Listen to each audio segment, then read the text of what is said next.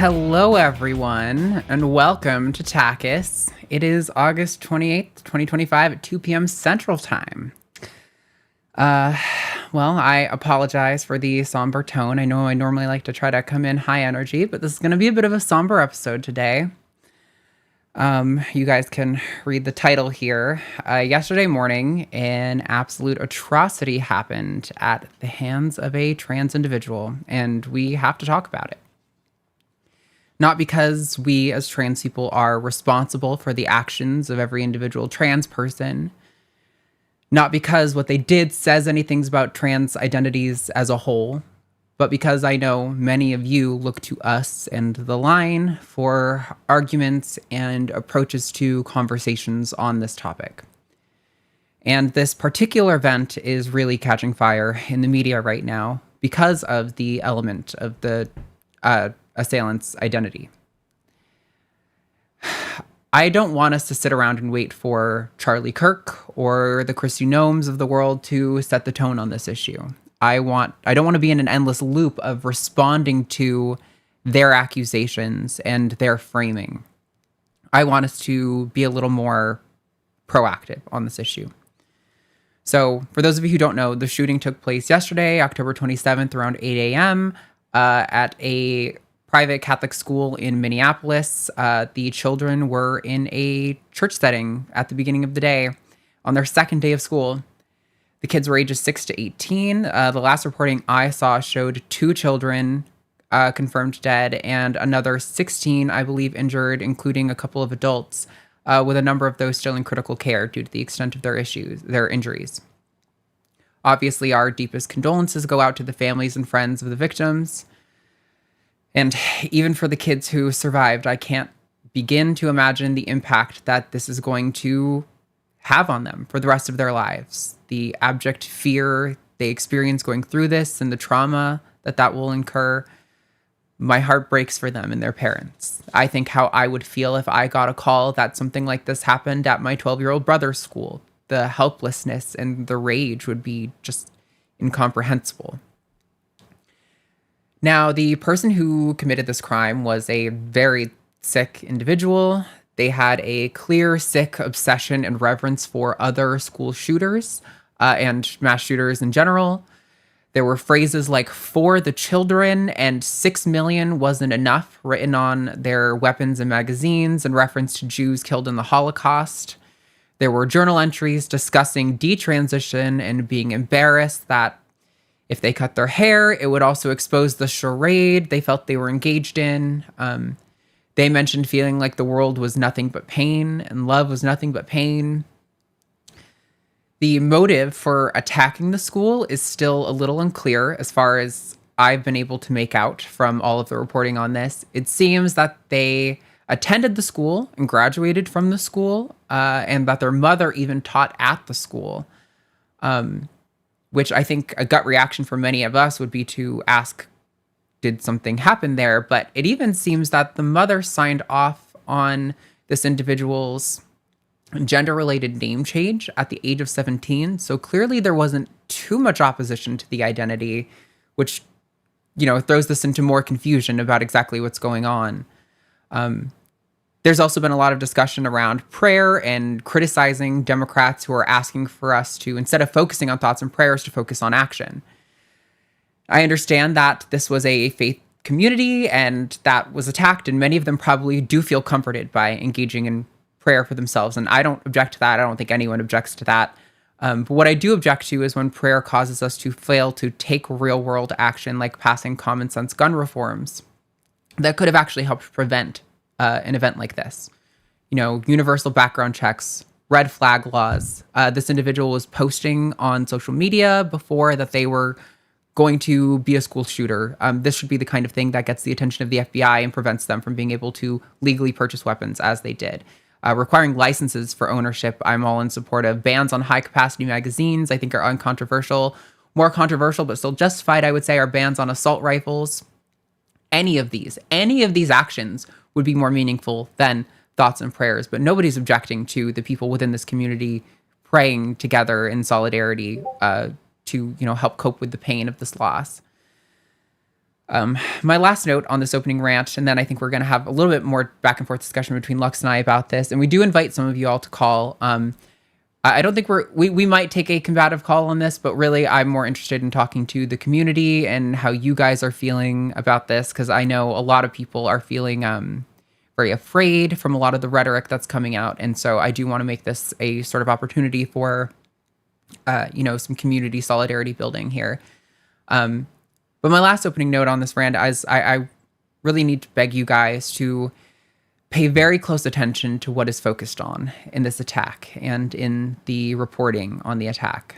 So much of the discussion is swirling around this person's trans identity. It seems they are sincerely trans, although I know there's even a little bit of discussion about that can be had. This person was a sick individual and seemingly a neo-Nazi to some extent. They don't represent the trans community in any way, shape, or form. And furthermore, I hope you remember that trans people are insanely underrepresented in the group of people who commit acts like this. Based on the rate at which we exist in the general population, we make up a much smaller fraction of the people who commit acts like this. I saw one graph that was saying between attacks that had more than 4 injuries or fatalities between 2018 and 2024, there were something around 4,000 cisgender individuals and 4 transgender individuals, confirmed trans individuals, who could be attributed to attacks like this. So, this is not an epidemic of trans things happening, but I know that's how the news is, or a lot of people on the conservative right side of the rhetoric game are framing this. I'm sure that this is going to be used as justification to further restrict our rights and freedoms, but I really need especially the allies in this audience to listen to the media and listen to your family, to be willing to say something and to combat, the framing that villainizes all of trans people as a result of an act like this. We are not responsible for what this monster did. It honestly shouldn't even be the case that we should have to come on here and talk about this, but I understand that the line is a bit of an institution, and like I said, I don't want us to be constantly reacting to the right's framing on this. I want us to be able to put our values forward, our secular humanist values that allow us to have empathy and understanding for the victims of this and their families, and to understand that this was a faith community and that they can, engage in, a building and healing in the way that are appropriate to them, and still lobby for actual measurable changes that can really make an impact on anyone's ability to commit an act like this. There are lots of countries who have successfully really thwarted anyone's ability to do something like this. And for some reason in the United States, when we see children do this, when we lose our children to an act like this, we tend to throw up our hands as if there's nothing we can do. And there are things we can do. So, that is my opening rant on this. How are you feeling, Lex? Yeah, I don't normally pay this much attention to mass shootings. I've never before have I gone and purposefully read a manifesto. But now I feel like I have to, and that's something that really sucks. I want to clarify for people in the chat that we know that this person was trans because they had a name change at age 17 and specified that it was for gender-related reasons. And they refer to themselves as trans in their journals. The question of whether they might be a detransitioner has come up because in some of their journals, which were written with Cyrillic letters, but it was English, just using different letters, they said that they were like, I'm tired of being trans. I hate this charade. And so they refer to themselves as trans. And that's why we know this information. It just so happens that it should not be relevant to the discussion, compared to the fact that they are clearly engaging with right-wing rhetoric. There were tons of right-wing dog whistles in the 11-minute video that was on YouTube and has been taken down, but you can still find on Twitter. Lots of anti-Semitism and right-wing troll memes. So it really does seem like mostly like a right-wing radicalization, and whether they were trans or detrans should be pretty immaterial, except that this is an excuse for them to potentially crack down on us. And I haven't necessarily seen anything coming from politicians, but right-wing influencers are basically unanimously calling for some kind of crackdown on trans people, or even trans questioning people. I saw. So we have Matt Walsh, Michael Knowles, the usual suspects, as well as some right-wing influencers that I hadn't heard of until this event. But yeah, they are very much probably going to try to use this to further galvanize crackdowns on trans movement, or potentially like trying to bring back like, let's put people in mental hospitals kind of things. So yeah, that's part of why we want to focus today on the community and not so much on getting memeable clips, because it's scary. It doesn't feel good. Like it's not a great moment. And I know a lot of people are going to be like, is it even safe for me to come out right now if they haven't come out? Or like, should I go back in the closet? Like it's crazy to think that this is going to potentially be the initiative for another wave of detransition. And then yet another justification for like, oh, whatever, so many people detransition anyway. Man, that was a thought that I just had live. Yeah, no, it's hard to cope with sometimes, all of the insanity. I mean, like, honestly, before I really spent a lot of time digging into the sort of right-wing response on this, it didn't really affect me that much. It's pretty easy for me to be like, okay, there's sick people in all communities, and like, wow, 1 in 1,000 is trans. That's seems like eventually there's going to, with the amount of people on the planet, eventually there's going to be a person from almost every group who does almost every awful thing. It can't be 0% forever. Yeah, sure. And so, yeah, I see someone said the Minneapolis mayor said he didn't want anyone to target the trans community. I appreciate that. Yeah, I do think there's some effort. I mean, Minneapolis is a pretty good state for trans people. So I think they're going to do a good job handling this, but it's kind of beyond the scope of what any, mayor or governor can really account for with an act like this. And so, yeah, I actually was going to tell you guys a story. When I was in high school, I think I even mentioned this on the show maybe a few years ago. We had an active shooter outside the school, and luckily nothing happened.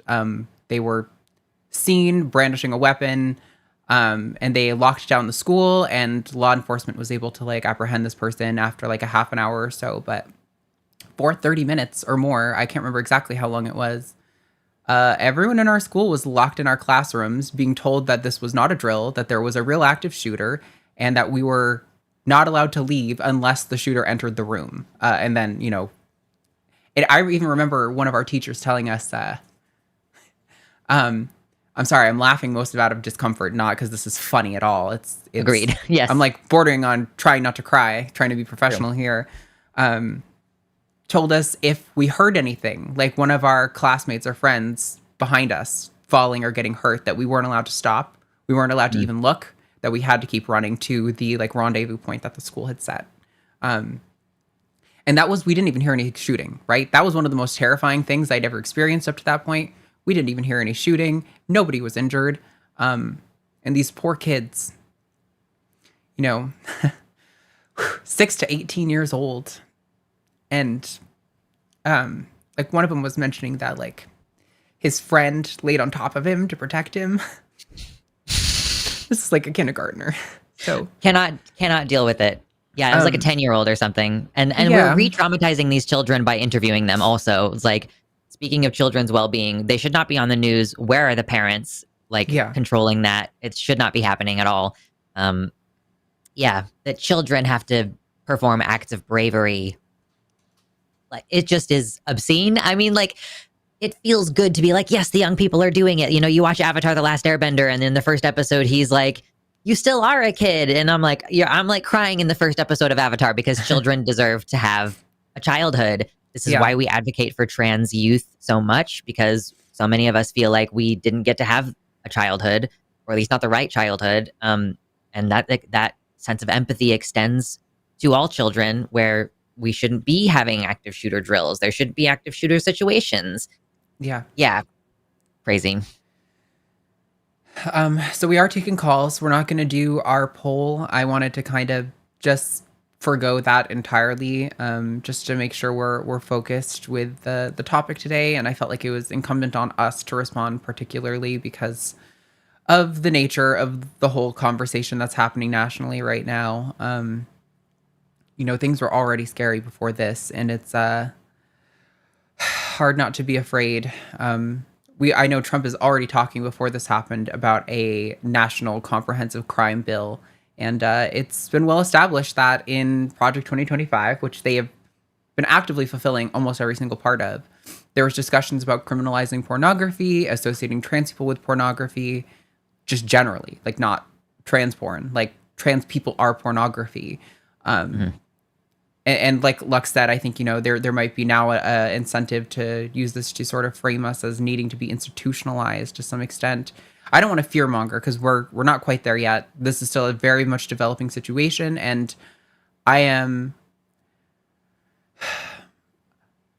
expect something to come of this that's going to be difficult for us and negative. I don't think it's going to be our worst fears. It rarely is that, but I wanted us to be ahead of the narrative. I wanted us to be, talking about where we stand on this issue. Obviously, we do not claim this person.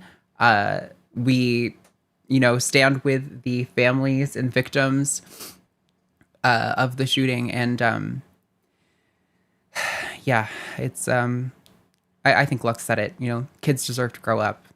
They don't need to be wrestling with trauma like this from school, a place where they should be going to laugh and be with friends and learning. Where they're legally required to be every day, and they have to go back. Yeah. So we will be taking calls. I do see there's some calls on the queue already. So we're going to get into that now, but and we will be doing our normal super chats. Also, we're going to be doing an episode of Call It Now over on the Jimmy Snow channel, where Lux will be hosting with Jimmy today. So if you didn't get enough of it here and our tears talking about this discussion, I'm sure it will continue over there because the audience on that show is extra unhinged due to the vertical format. So... All right, we're going to get into some of these calls.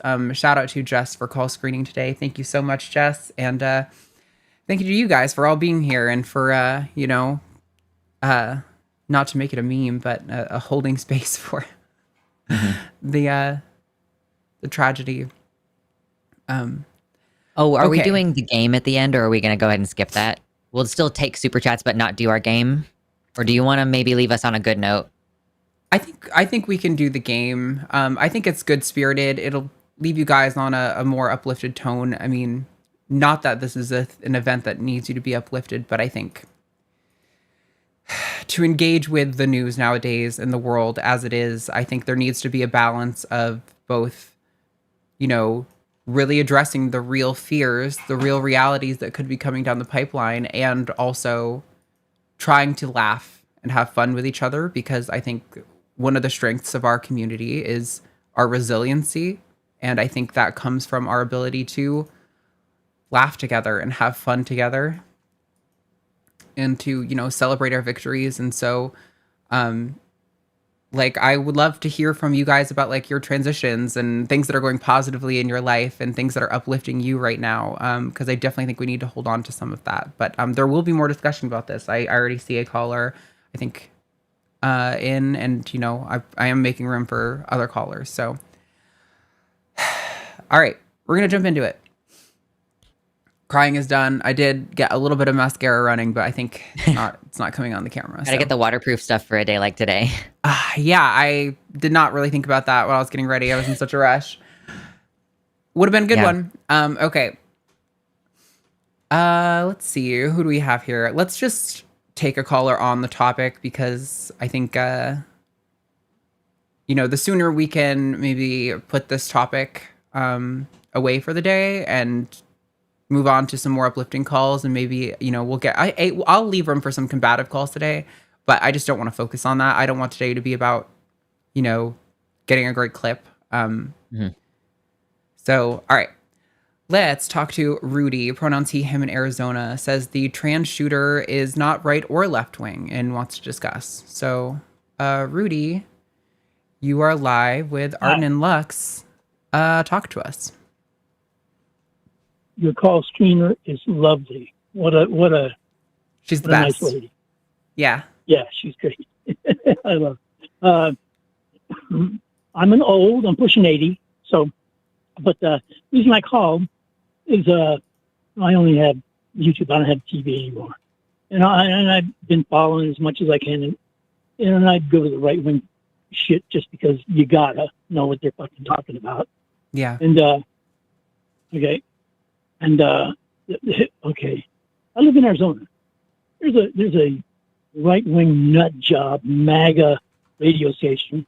This guy's been on for 15 years. He transitioned 4 years ago. Yeah, all these maggots, they're fine with it. They don't care. They call him Miss Rob. It's not a right-left thing.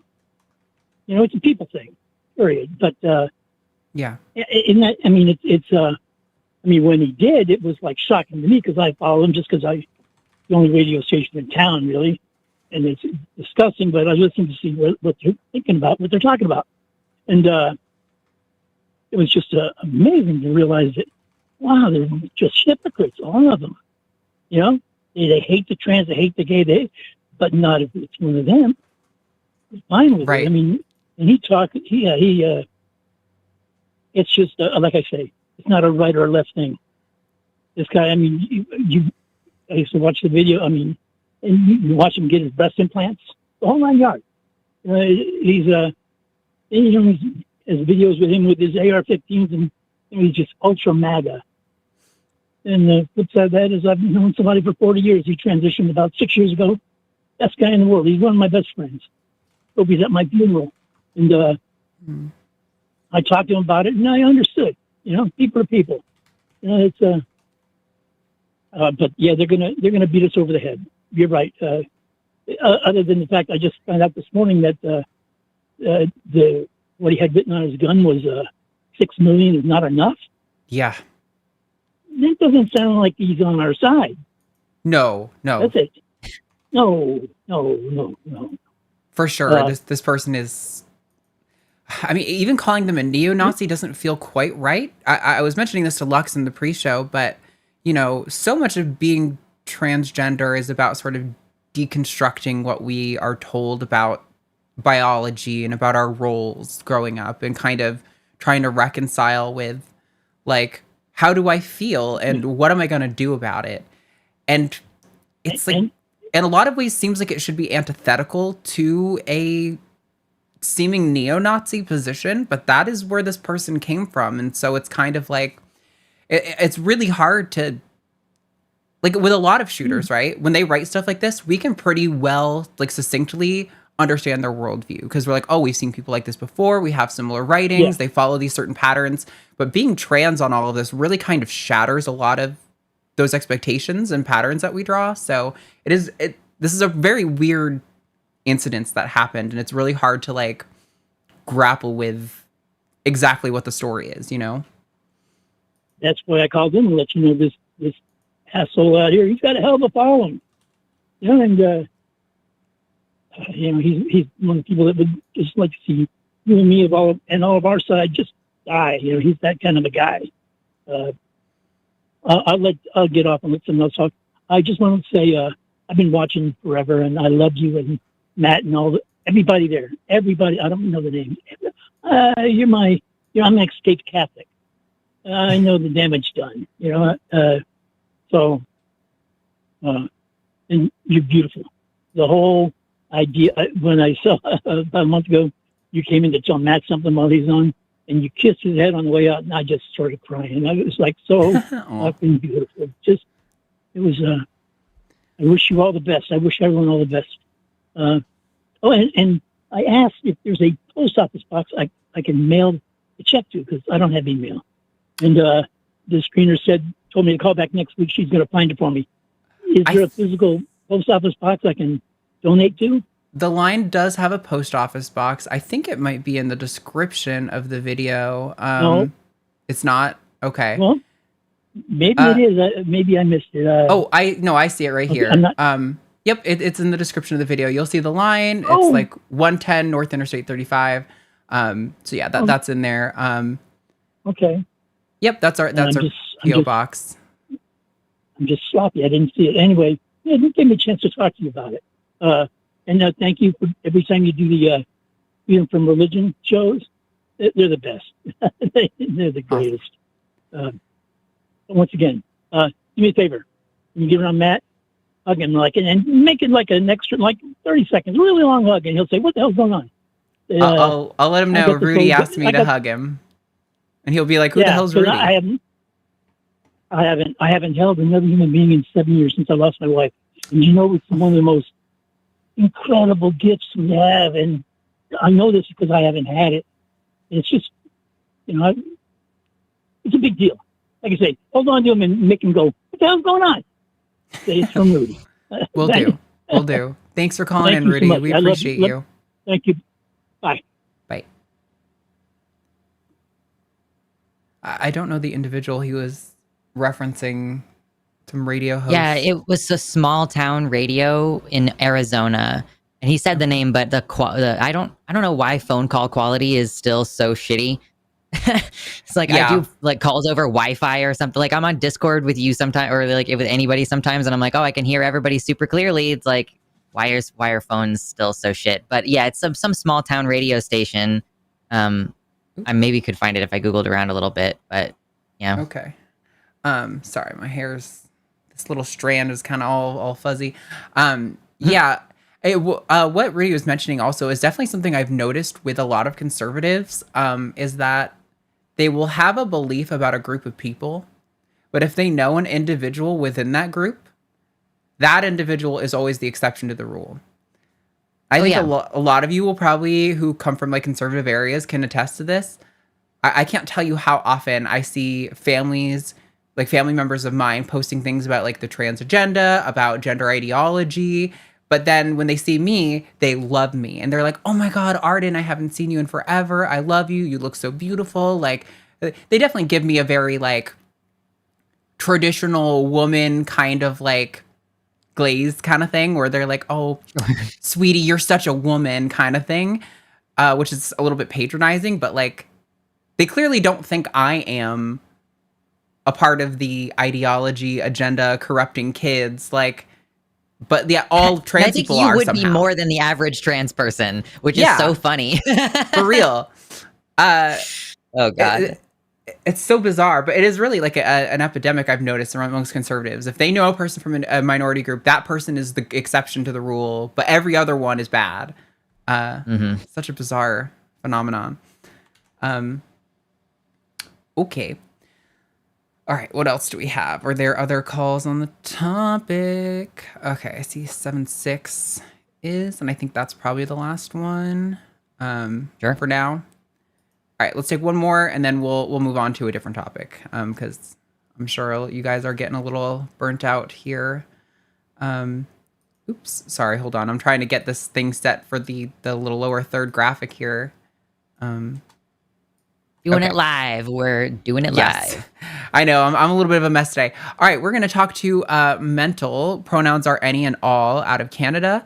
Wants to sensitively approach the topic of the shooter. Is there any chance the shooter had intentions of framing the trans community? So, Mental, you are live on the line with Arden and Lux. Tell us where you're coming from. Oh my gosh. Hi. Hey. Well, so actually kind of interesting because this happened a few days ago when I was just messing around on YouTube, and I see some comments about what's it called again, them claiming that trans individuals are going into bathrooms that they should be just to creep on kids and all that. And I responded with the only people I have heard of to ever do that are people trying to frame the trans community, like make an example of the things that they are claiming that the trans community has done.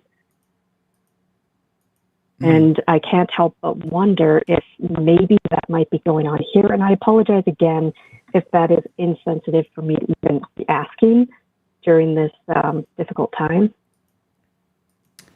But, it's an understandable question, but it would be a long game that this person was playing because they had a name change at age 17.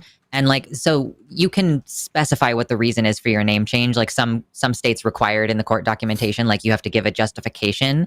And for a lot of places, if you tick that box that says it's for gender related reasons, they're like, oh, cool. Well, we'll just push that forward. So at the age of 17, this individual had a name change for gender related reasons, and they are now 20, or they were 23. So if that were the case, it would have been a pretty long setup. I mean, I guess you could hypothetically like consider that maybe they have been radicalized, like they were earnestly identifying as trans, but have been radicalized into hating that part of themselves. And then maybe there's some kind of motivation, but I feel like it would have been a more clear part of the messaging.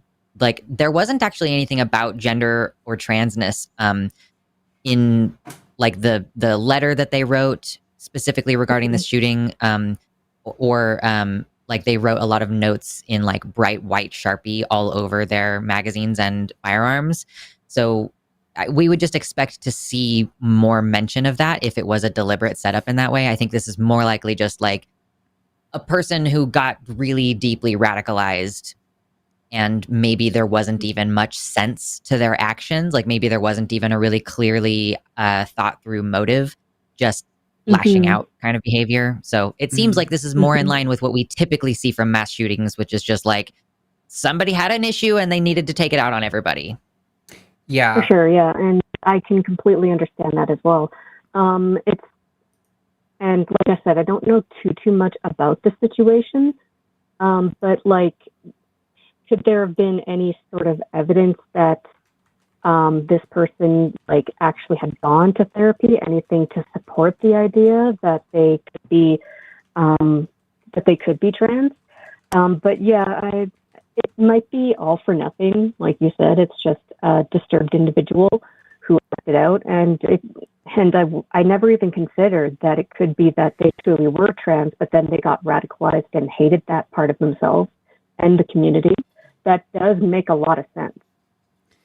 Yeah, I think it's also important to note that we really don't have a lot of information right now, and there's like a lot of rumors swirling. I heard, I was watching Breaking Points talking about this, and Crystal Ball had mentioned that there may be some reason to believe that they were involved in some sort of, I think she said it was maybe on WhatsApp or something, and it was a kind of a group of radical people who was kind of discussing a reverence for acts of mass violence like this, and that like there was like a level of clout given to people who committed them. So there was like a lot of, and we already know that this person had a lot of reverence for like the Sandy Hook shooter. There was like a video of them stroking the face of the picture of that individual, and they had names of other mass shooters written all over their weapons. So yeah, I think it's a combination of, here's the thing too, when like psyops occur, not saying this is a psyop at all, so when this gets clipped out of context, you guys can share the full context where I specifically say this ahead of time. They're not going to do this long haul game. It's like what Lux was talking about. They're going to look for an individual who is sincerely trans, is sincerely susceptible to radicalization, is already feeling socially isolated, alone, depressed, full of self-loathing. They're going to take advantage of the people who already are the most easy to take advantage of, right? So, but I also think what Lux said is probably the clearest thing, that I think this was just a very disturbed person, and I don't know if there is a lot of sense to what they've done. Like, I think the Occam's razor of it is this person was mentally ill, and trying to understand reasoning and motive is just really to give us comfort in knowing that there is a reason this happened. Like, even if it's not a good reason, at least we can put the pieces together, when the truth of the matter is probably that they were just pretty sick and alone, and like, and sometimes sick, lonely people do really awful things. You know, there's lots of things that we know are associated with acts of violence like this, but as far as I could tell, we don't have good evidence of any of that with this individual. Like, there's really limited stuff right now. I'm sure more will come out in the weeks and months to come, and hopefully there can be more discussion about that, elaborating. But yeah, it's really hard to, with the information we have, really make any sense out of this. So it may be just kind of a fool's errand. Go ahead. Yeah, for sure. And sorry to interrupt. And even with more information, I realized that there's no way to know for sure. But I just worry because I know that the right will latch onto anything they possibly can, and I can absolutely see them like linking this, like that was a disturbed individual and they were trans. Yeah. And then that'll just support the very idea that they think that being trans is a mental condition. I know I that way.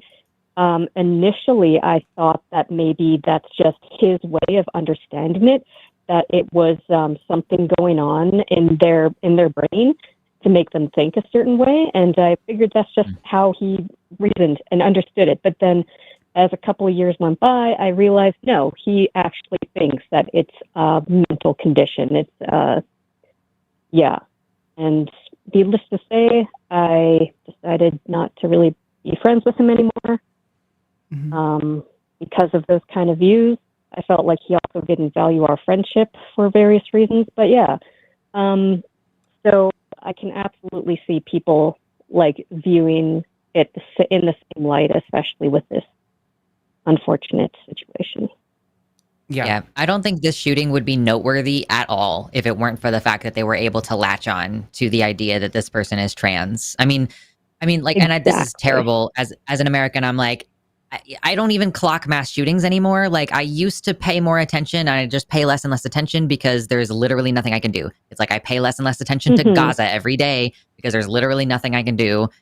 Even boycotts and stuff. Like, I also didn't buy anything from Walmart for 10 years, and all I got was spending thousands more dollars at Kroger. Like, it didn't help anything. It didn't change anything. So I personally do like not want to pay attention to these things. And I think the only reason, like, the news itself would be inundated with stories about mass shootings every single day if they were covering them all equally, because they happen every single day, basically. And yeah, I think that you're right, that the main reason why they're latching onto this one is to justify an increase in cracking down on trans people, and right-wing influencers are broadly now calling for that exact thing. Now, whether that gets taken up by the politicians, yet to be seen, but this is still a newly emerging situation, and we do see some amount of correlation between what the right-wing influencers are saying and what the politicians are saying, because frankly, the line between those two professions is quite blurry right now. And even Democrats are falling into that, where they're starting podcasts and things like that. So yeah, did you want to jump in, Arden? Yeah, I was just going to add that I think it's worth noting that they do this with every dimension of the trans issue, right? Like, when it comes to like trans athletes, for example, they have like 3 trans athletes who have ever won anything, and they're the only people they reference over and over and over and over again. They never mention the thousands of trans people who have competed in sports and gotten no notoriety from it at all because there was nothing remarkable about their performance, right? So like, this is how their machine works. And that's really why I said I wanted to focus less on reactivity and more on us doing narrative setting, us doing tone setting, in reaction to the things that we know they're going to start creating narratives about. Because I think when we only allow ourselves to be in the reactive position, you basically are ceding all of the ground to them and their framing of the issue. And I think that that's a mistake. So yeah, that makes sense. Yeah, it's definitely important that we talk about these issues and be proactive and, you know, discussing these things with like your family and your friends and the people around you who are willing to hear it. Like, you know, like, oh, wow. Like, especially if you're, you know, trans and you're willing to do it, being like, wow, can you believe this sick individual? Like, and that way they know, like, yeah, that individual is sick, but you're not. And, you know, that kind of helps cement things in their brain of like, I know a person who's not like that. Yeah. Yeah. And it's interesting you mentioned athletes too. It might have been from your guys' show. I can't quite remember where I heard it, but they were saying that trans women have a biological advantage, but then people praise this one man who had certain oddities in his body that actually made him excel as a swimmer, like very notable traits. Yeah. And it's like nobody says that he shouldn't compete or anything like that, and it's only with trans individuals, and I think that is just messed up. But that just goes to show what everybody is willing to do to not just demonize, but there's another way, ostracize, perhaps. But yeah, it's really unfortunate. Yeah, it's terrible. Yeah, we do have other callers we're gonna go move on to here in a second, sorry. Mental, but no, you're fine. But yeah, I appreciate you calling in and reflecting on this topic with us. It's it's absolutely difficult times, but thank you for calling, and I hope really you have a good rest of your day. Okay, Mental? Thank you so much. I hope you guys do as well, and all the listeners as well. Okay, bye. Bye. Alrighty, we have 5 more calls on the line, and I see one's initializing. Probably cap the lines in about 10 minutes or so. That way, if the next one's a troll, we can still have room. But I know we're trying to consistently get to 5 o'clock nowadays for the transition over to calling it now on Jimmy's channel, so I'm trying to balance that. Now's a good time, though, to remind you guys that all productions on the line are funded by your support on Patreon. So, our patrons over at patreon.com/calltheline, they're the names who you see in the credits at the end of the show. They get access to our 2 monthly events, including our Zoom Q&A sessions, as well as our new, let's see if I can get it right. What is it? Line on the Line live, a line production. LineCon on the Line, brought to you by the Line. I don't fucking know. LineCon. There are 3 lectures given by hosts here at the Line about some topic that they're well versed in. And those will be exclusive to patrons of the $15 and up tier. Patrons of the $5 tier will get access to VODs after, and then in our normal content cycle, those videos will start becoming available to the entire audience. But if you want to get them when they happen, that's how you do that.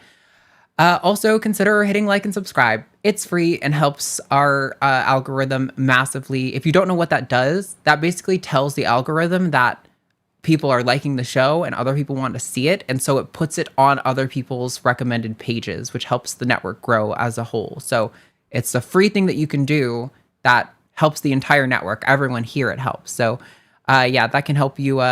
Somebody said, I hereby start a petition to ban Jimmy from naming things.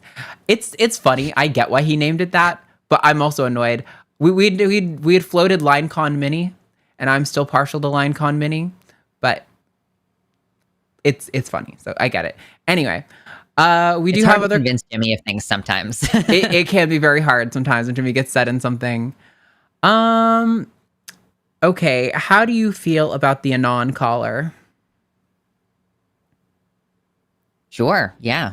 Okay. All right, we're going to get into some spice. This caller is an anonymous caller, pronouns he, him. Just in the USA says, why is gender a personality trait? When a person is gay and trans, they make that their identity. How, if it's a part of humanity, is it your personality? I'm not entirely sure I understand the last part of the question, but you are live, Anon. Go ahead. Tell us where you're feeling. Yeah, so the way that I speak is kind of different. Your guys' extensive vocabulary kind of is not on my cup of tea kind of thing. So I want to try to do the best that I can to try to explain where I'm coming from. So okay.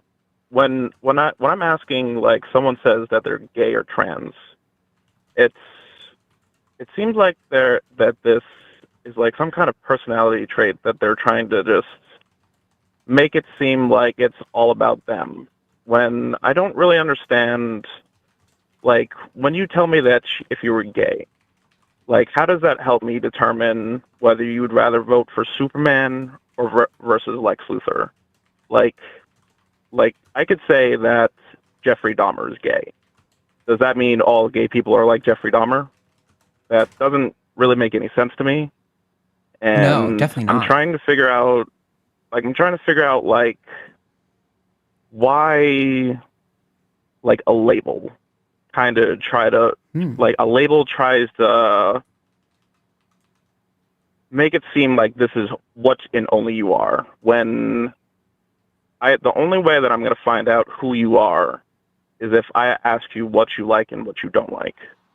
Like, I completely agree with you. If you like to go to the movies, just FYI, so far. Or, yeah, if you like to go to the movies, or if you like to go hiking, like, that's not a gay or trans trait. Like, it's correct. You can only tell me if you like to go hiking or if you'd like to, like, punch someone in the face for absolutely no reason, then that kind of sounds like you're a douchebag. But so I don't. If I can jump in here, Anon? Yeah, no, I get where you're coming from, and I understand where your position is. So, like, there's a few things here to unpack. I think one of them that I want to address is you asked, like, why the labels? Because it doesn't really tell you almost anything about the person. And I completely agree with that. Like, whether a person is trans doesn't really tell you anything about their values or like who they are as a person or like what kind of things they enjoy. And being gay doesn't really tell you any of those things either. Gay people and trans people are just people. They're capable of the full breadth of human behavior and emotion, right? Labels to me serve two primary purposes. One, they can do a good job of summarizing certain elements about who you are, right? If you tell me you are gay, I know that I'm just going to, you have he, him pronouns, I'm going to assume you're a cis man. If you're not, that's okay. If somebody tells me they're gay and they're a cis man, to me, that tells me at the very least that primarily their attraction is to people of the same gender as them. But I've met gay people who are like, I'm like 95% gay. Every now and then I can hit it off with a woman the right way and it can work. I've met people like that. Even if like they would still say I identify as gay because 98% of my attraction is to other men, right? So like labels don't really tell you much either. They give you a good summary of somebody, but really to know the specifics, you have to ask more questions. Like we've mentioned on this show before, like I consider myself bisexual, right?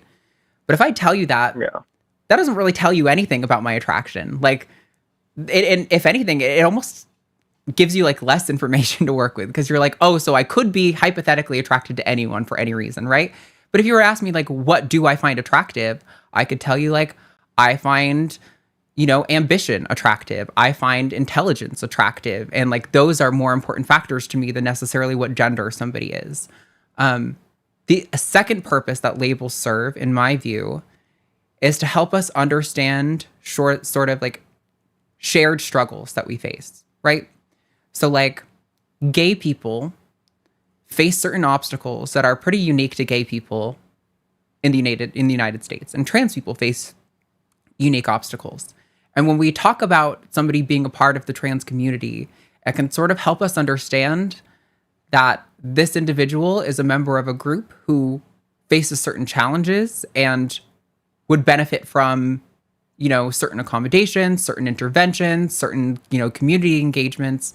Like it can help us kind of start to make assumptions. And this is kind of how we like do all categorizing.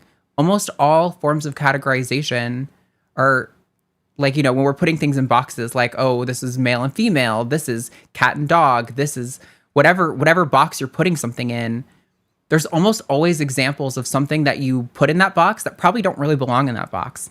And so it's always important to ask more questions and understand the specifics because usually boxes just help us start to understand something and they don't tell the full picture.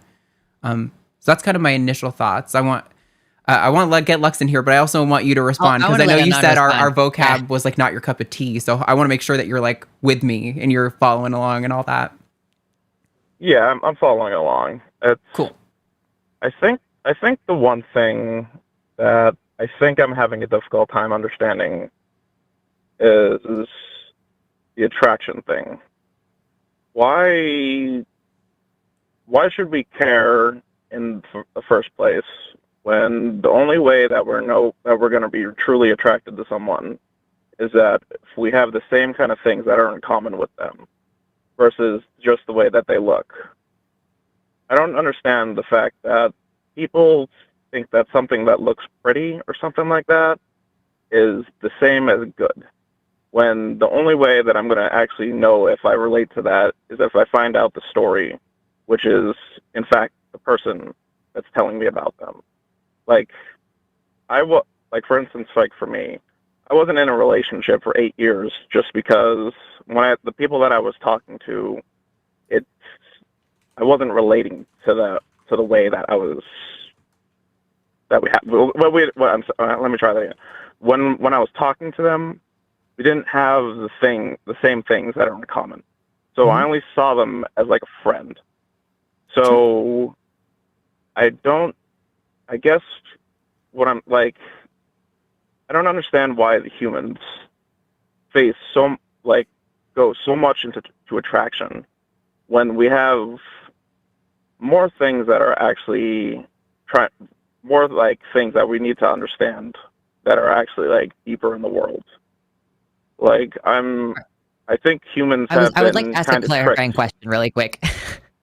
I'm curious, are you saying you don't understand gendered attraction? Like, why do people, why are people gay or straight? Or are you saying, like, you don't understand the focus on aesthetic attraction? Or are you saying, like, is this a conversation where I'm about to tell you that you're asexual?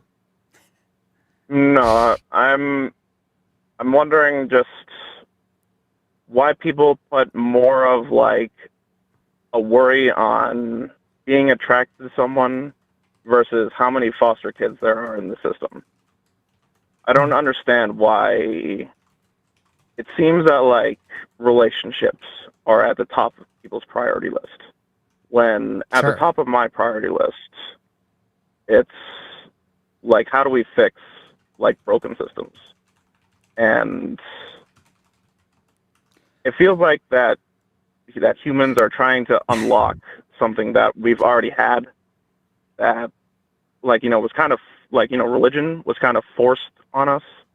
So I feel like religion was used as like a fear, like a fear tactic, and it kind of closed off our minds. And we're trying to, like, kind of fire it back up. And a lot of people are still trying to figure out how to not be afraid of something. And it's hard to be... I mean, like, there's a lot of different angles that we could go off of on this, but, like, I mean, so yeah, it is an interesting question to ask, why are people focused on their close interpersonal relationships versus broader problems? Well, because broader problems are harder to tackle, and we have more control over our immediate circumstances, and we, like many people, do prioritize their own personal happiness in a way that, like, blinds them to broader societal issues.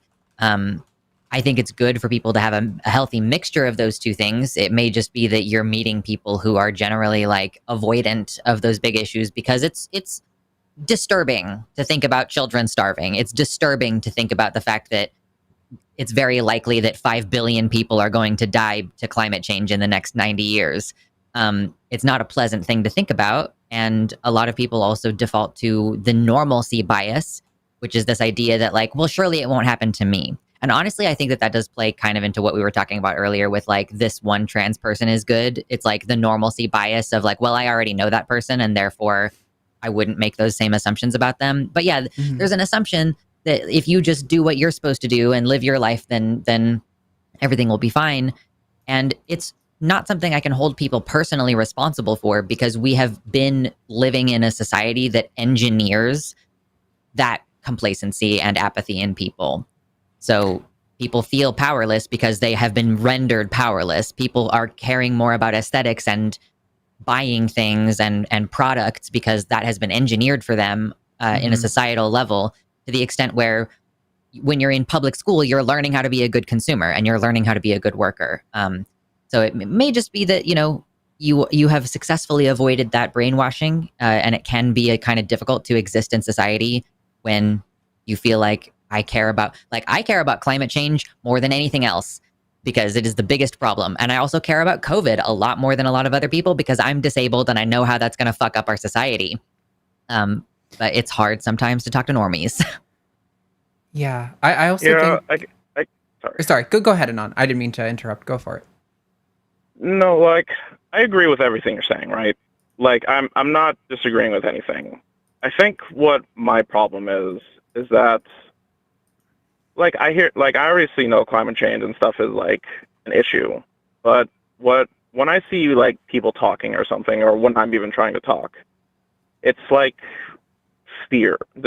I think fear is the biggest issue. And when people aren't good at something, they get afraid. And then they kind of, like, shrivel up, and then they try to go back to something that they're good at. And I think that the reason why we have so many assholes in the world is because, like, they're only good at knowing how to be an asshole, and they're afraid to do something different, and so they just go back to the thing that they're good at.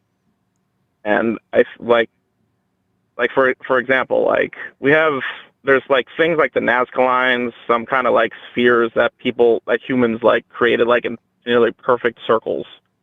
And it's like, there's no evidence of like where the tools went.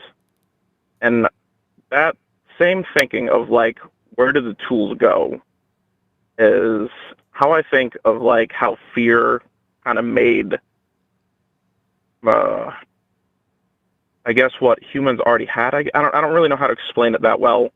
But like, I'm trying to say that fear kind of took something from us that we already had and that we're trying to gain back. Like, for instance, like, for example, like the Pythagorean theorem. Like, why is it called the Pythagorean theorem when there's a tablet that predates Pythagoras by like 1,000 years? Like, there's things that seems to be already on, there seems to be like lost knowledge that we're trying to find. And I think like you and everyone that's like a part of this community is firing up like that lost knowledge, and we're trying to figure out how to gain it back. And it's only been like realistically like 150 years since the fact that we've only been able to live to the age of 30. So I mean, like, for example, like your 18 years of your life are just kind of like, Anon, I love you, but that's inaccurate. I love you so much, but the idea of the average age being 30 is thrown off by the massive amounts of child death, but people have generally lived to be about 60 years old for like a long time. Oh, okay. Well, then I am wrong about that. It's a statistics thing. Yeah. No problem. Yeah, it's an average age thing. I do want to jump in, Anon, and just say, because we're kind of a little bit all over the place, and so I just kind of want to like hone in here and sort of focus a little bit. Like, I very much deeply empathize with and understand kind of what you're talking about. Like, for me, like, I very much value relationships and like romantic love. That's important for me personally. But like, I very much understand the preoccupation with all of the awful things in our world that need like immediate attention, that are being virtually ignored by everyone who has the power to do something about it. And it's really frustrating. And I also hear the sentiment coming from you that's sort of like, sounds like you're kind of saying like, why are people so focused on romance if we all started pushing for people to do something about climate change, about the genocide in Gaza, about, you know, X, Y, and Z, that we could actually get some traction. And I'm sure you're right that if we all came together, we would make some massive changes really quickly. Unfortunately, this is like the whole problem of politics, right? I mean, this is why I think a lot of politicians sort of sell their soul to like these lobbying groups and sort of sound like these focus tested phrase generators, because they're trying to represent the values and the ideas of so many people simultaneously, and to say like, oh, I and one person can represent the needs of all these people at once, which is like, you know, almost impossible to do. Like, so many people have so many different struggles that are going on, never mind the sort of global, you know, issues that we're facing. So I definitely understand the preoccupation with it. I will say I'm not sure. I I just want to leave this out here. And if you don't think this is valuable for you, feel free to completely ignore this. Okay. I do think there's maybe a risk in being preoccupied with these things. And it sounds to me, and I may be wrong, like it sounds like you may be a little preoccupied with some of this stuff. And so I hope you have like a therapist or a friend or a parent or someone in your life who you can talk to about this stuff, because while I understand it's frustrating that people don't really see the urgency, that's why I'm not invited to family gatherings anymore, because I only talk about the things that seem important to me, and nobody likes that. But like, it's not good to be preoccupied with it either. I think that's part of the reason that people value, there is like a propaganda machine to make people think that love is going to fix all their problems in the US for sure. But I will say having somebody who that you trust and that you really care deeply about, who you can turn to, is a really good way of coping with those feelings of distress from how insane the world is and how many problems we need to face. Having a person who you can sort of relax with and laugh with and not think about all of those things with is just as important as being actively engaged in the fight. Resting is resistance. Like if you aren't healthy mentally and physically, you aren't going to be able to give your best to the movement of resistance that is fighting those issues. And so it's really important to make sure that you're not isolating and that you're, engaging with people in your community and your friends to keep yourself as mentally strong as you can so that you can really give those fights your all, because they need people who are like you, who are like, I can't sleep because all I can think about is how fucked up our, foster care system is and how many children have no homes and how many kids are being abused in the foster care system. Like those kids need advocates, and you could be that person, but you definitely need to make sure you're taking care of yourself in order to do that. So I do hope, and if you feel like none of that is accurate, you just throw it away. That's fine. I don't know you. But I'm just based on this call, I'm getting a sense that maybe it is consuming a lot of your thoughts. And I just want to make sure that, there's an element of that can be unhealthy as well. Yeah, like I just want to jump on that a little. There's two extremes, and like I agree with you, Anon, that focusing only on the superficial, like only being focused on like gossip at work or your boyfriend or whatever, like that stuff is, if it becomes all consuming, like I do think that's a toxic lifestyle. If people are just never taking into consideration, they're not educated enough to really meaningfully like vote informed, like vote in an informed way, and yet they still vote. Like I think that that's bad. But yeah, I do also think that if we focus entirely on the cause and we try to give ourselves entirely to it, that is also a form of extremism in the way that we handle things, and that some amount of balance is necessary for our well-being personally, like our well-being to, experience relationships, and have somebody who cares for us and all that, and like shut our brains off. And also, yeah, it makes you a better advocate, along the way. So ultimately, if your goal is to be a good advocate, then focusing on your personal social relationships is actually way more important than a lot of people give it credit for, until they're already far too burned out to be able to backtrack. Yeah, I guess it's just when you see all these people that are just like struggling in the world, it's like kind of asking like, to not breathe. You know what I mean? It's like, obviously you have to live your life like the way you guys said and everything. And I obviously, like, there's parts I agree and disagree with, obviously, but I guess it's hard when you like look up something like in like San Francisco or whatever, that's like the most expensive city, and then like people can't even like own an apartment or something, and that yet in the same exact state you have people just like ranting off about like how their gender seems to be more important than the people that are struggling and that are on like the streets and stuff. Because I think California has one of the worst homeless, if I'm not mistaken. Well, so, I think this is a little bit of the like the fallacy of relative privation, and what that means is it's kind of like saying we can't walk and chew gum at the same time. Like, trans people are a real group of people in the United States who is marginalized. Our access to care is marginalized. We are more likely to experience homelessness and rejection from our family and peers. But at the same time, homelessness is also an important issue, or, and we or have trans people even. Yeah, and we have the ability and the tools to fix it. We have the spaces to fix it, but we have issues like private equity owning the majority of like the homes and apartments in the United States, making access extremely difficult. Like I get what you're saying, but also I think it's important to know that I don't think any person is saying my trans identity is the most important thing in the world or even in the United States. It might be the most important thing to them in their life, and I think that's fair because trans people are a marginalized group, and we, just like homeless people and people in the foster care system, we need our advocates as well. And that's why like this show exists. Like this is something that I know a lot about. That's why I talk about this all the time, because I have the skills to be an advocate in this group. And so I do it. But like, I've always been an activist and always a progressive left-leaning activist. And if I had the knowledge base to talk a lot about homelessness, I would probably spend all my time talking about that issue because it's also very important for sure. I think it's important to know that we can address multiple things at once. I understand there is a bit of I think it's fair to say some issues are more important than others in terms of like the relative risk to the health and safety of the individuals facing those issues.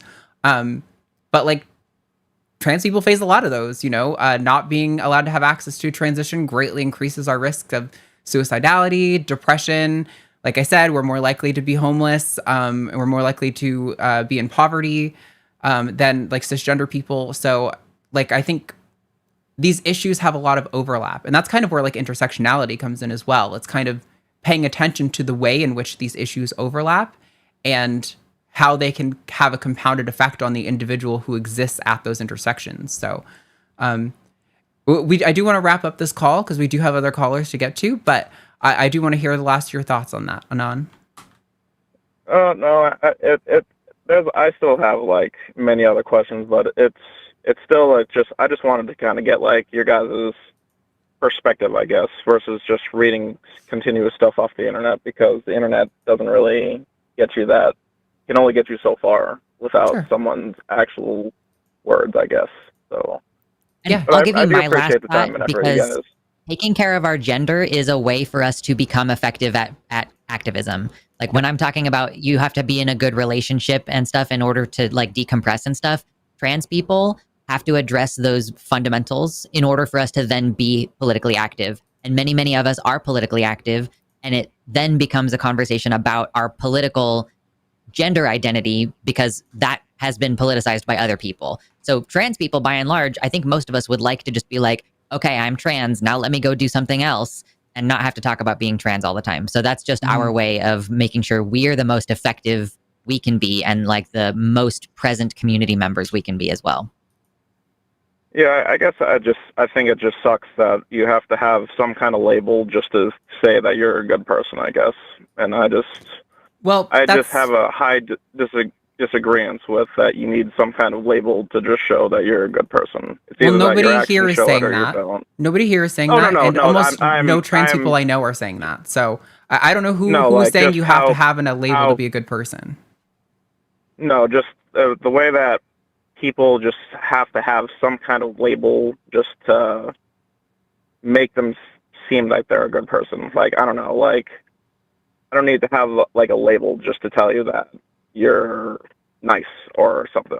Like, I don't really know how to explain it that well. No, I get what you mean. You definitely don't need a label to be a good person, and being a part of a marginalized group like being trans doesn't make you a good person. As we discussed today, one of the worst atrocities in the last month was committed by a trans person. So, like, yes, labels are sort of the window dressing to the deeper conversation. But thanks for calling on. And if you have more questions, call back another time, okay? Yeah, I definitely will. Cool. All right, bye. Thanks, bye. That was interesting. I wasn't really sure where that was going to go when it started. It didn't go where I expected. It was a little bit more like the kind of call I expect when I'm on with Matt. It's like, what is going on here? Yeah. Wasn't super directly related. I think he had the spirit. I think he had the spirit. He was just a little confused. So I think maybe a different show on a different day would be able to take a little bit more time with him. I also am kicking myself because at the beginning of the call, he was like, I don't really like the language you guys use. And then I'm like, fallacy of relative privation. And I'm like, oh, shut up, bitch. you got to use simple words. Not like he's stupid, but like the violent autism kicking in. Yeah, it's like these are very niche philosophical terms, and like even intelligent people who are just not in those circles are not going to know those terms. So like it's a bad habit, and I will try to work on that. Do you have any calls that are like jumping out to you as like, oh, let's definitely get that one? I mean, if we wanted to not talk about the trans shooter thing later in the stream, then we could prioritize that one. Sure. Yeah, let's knock that out of the way. All right, we are going to talk to Jack. Pronouns are he, him from Florida, calling about with questions whether or not the person was trans. So, Jack, you are live on the line with Arden and Lux. What's going on? Hey, how you guys doing? I just wanted to call in and talk about the shooter from Minnesota because I looked online and I saw like their manifesto or whatever, and it was like written in Cyrillic, so they had to be translated. But apparently, they wrote that they felt brainwashed, that they weren't actually trans, and so I just wanted to get your guys' take on that, because like the news is calling them trans. But then the manifesto kind of indicates otherwise. Like, is a person that experiences like regret still trans? And I guess I'll just leave it to you guys now. Well, this is a really complicated topic, which is like, so I would say anybody who has an identity that is not aligned with their sex assigned at birth, like the standard identity you expect, is trans. So this person would seem to me to have been sincerely convinced they were trans. But it's also worth noting that they were involved in some pretty radical online communities, is what the reports are suggesting right now. And in a lot of those communities, there is a lot of discussion about transness being a fad, transness being a phenomenon, that is like a sort of brainwashing people. So it wouldn't surprise me that these are kind of ideas they're encountering in the spaces that this person occupied online in the first place. And there was a lot of deep, deep, deep self-hatred. So to me, not knowing this person, not having enough information, right? I'm just this is conjecture based on my understanding of all of these topics together. I would think that this person was probably a person who was sincerely trans, who was convinced that they weren't, or that it was fake or whatever by some of these groups they interact with, and as a result grew to have a very deep complex of self-hatred. And it's kind of what led them to do the thing that they did. And so I think they probably were sincerely trans. And I think the brainwashing stuff is it just sounds to me like jargon straight out of a gender critical Twitter forum or like a radical neo-Nazi WhatsApp group or something. So I'm not sure that, like, if you gave that person another 5 years and a therapist, I suspect that they probably would have come around on that a lot. Maybe they wouldn't consider themselves trans, but I don't think that they would think of it as brainwashing in the same way. Yeah. So I don't know. Lux, what are your thoughts on that? Yeah, I guess it's like, how likely was it that they could have been brainwashed into being trans 7 years ago? Because they changed their name 6 years ago, which means that they would have been knowing about their trans identity as a teenager. So like 7-8 years ago. And where were we as far as trans acceptance then? Compare that to the last 2 years of anti-trans rhetoric and detrans rhetoric and an increasing right-wing radicalization. Like the things that they're saying are getting more and more extreme. And I've noticed that some trans people, there's a cultural thing where sometimes they really get into edgy comedy. And so I think that that's likely where the entry point was. And sometimes it's like, yeah, these young trans women, and I've met at least one trans woman like this before, who's like young and disaffected and dealing with some really intense struggles, regardless of having family support, who end up on 4chan and playing edgy games.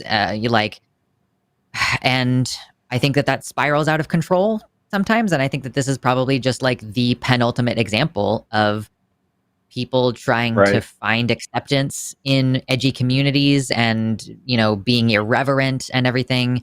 And then just kind of ramps up. So I do agree with Arden that it's this person, given the timeline of events, is likely somebody who genuinely is trans and just, or genuinely was trans and just ended up with like a complex surrounding that and like self-hatred.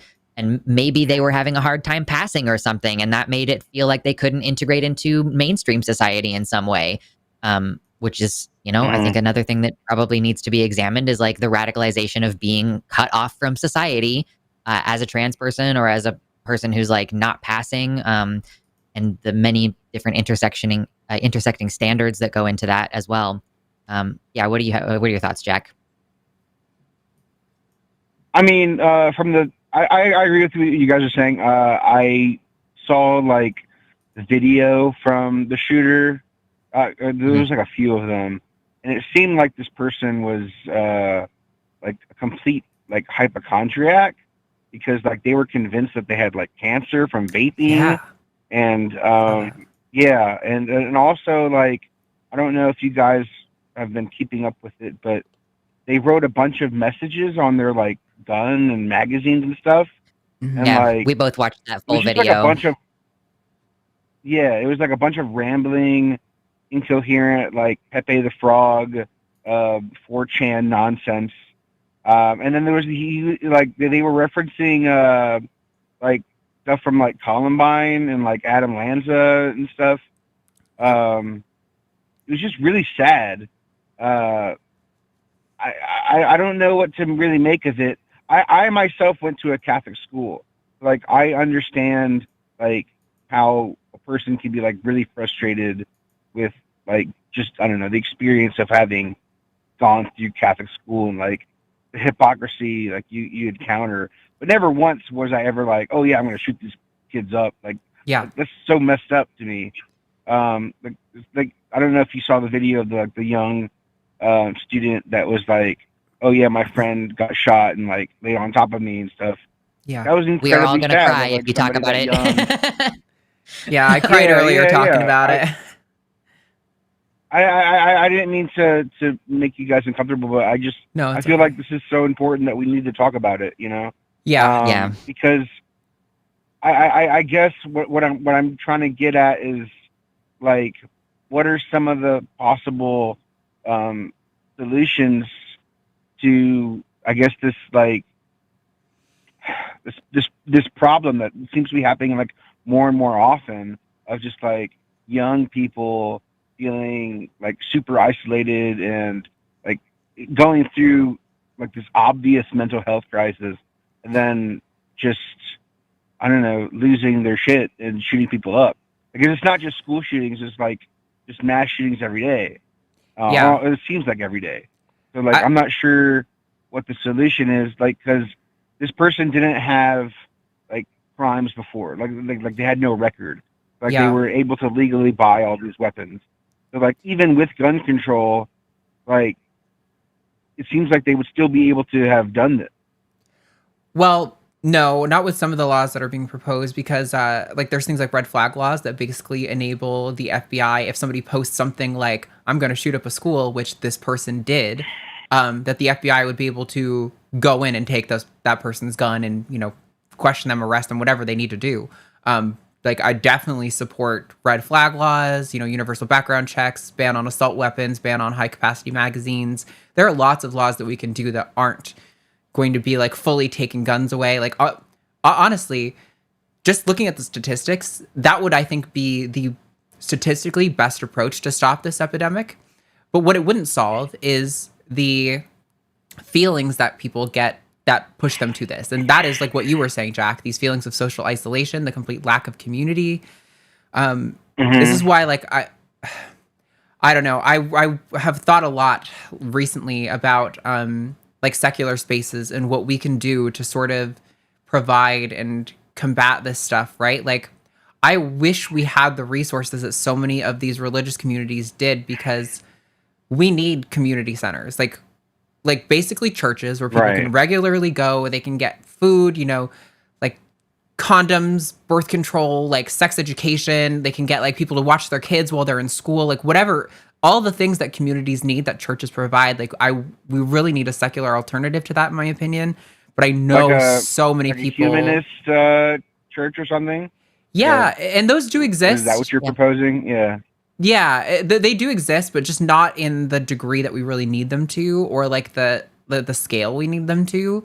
There are like humanist groups that meet in almost every major city, but a lot of them are skewing older and skewing like a little bit wealthy, right? There are people who have the time and freedom to be like, let's go get brunch on Sunday together kind of thing, and not always like, hey, like our house burned down. Can the community chip in together to like help us fix it and help pay for repairs and like house us somewhere while we're in between? Like those are things that churches used to do, right? That like now so many people are secular, and clearly this person had some sort of animus towards religion, because they said like, where's your God now was written on one of those magazines, right?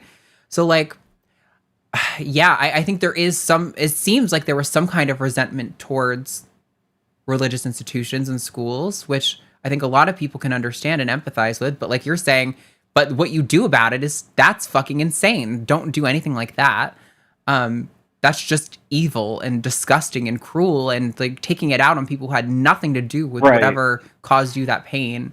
But yeah, I think we need better community resources, and I really just don't know how to go about that, because like people have been trying to do stuff like that in the humanist community for decades, and a lot of atheists have aversions to it because they don't want it to feel like a church, which I understand, but we need something. People need community really badly.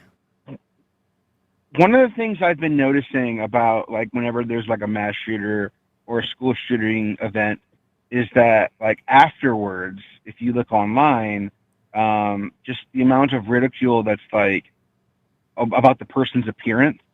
Mm-hmm. So like this I forgot the name, Robin something or the other, like about their appearance, or like Adam Lanza's appearance or whatever. It's straight bullying. And like, I'm not saying that like, like these people shouldn't be like mocked, but not for their appearance. Like that's kind of the problem, right?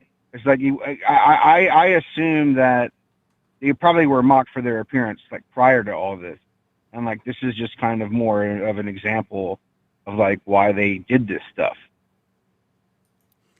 Yeah, if we like had a cultural aversion to bullying, like if in schools we would punish bullies instead of punishing people for fighting back against bullies, you know, if we did literally like anything that child psychologists recommend that we do. But yeah, like this is part of the problem with this, and why it feels so helpless is because like we on a personal level can only do so much, right? Like even if we start humanist churches, or even if we like, I'm going to get all the atheists in my community together and we're going to go pick up trash next to the road. Like even stuff like that. Like, yeah, we can personally affect things in our immediate area. We're fully capable of doing that.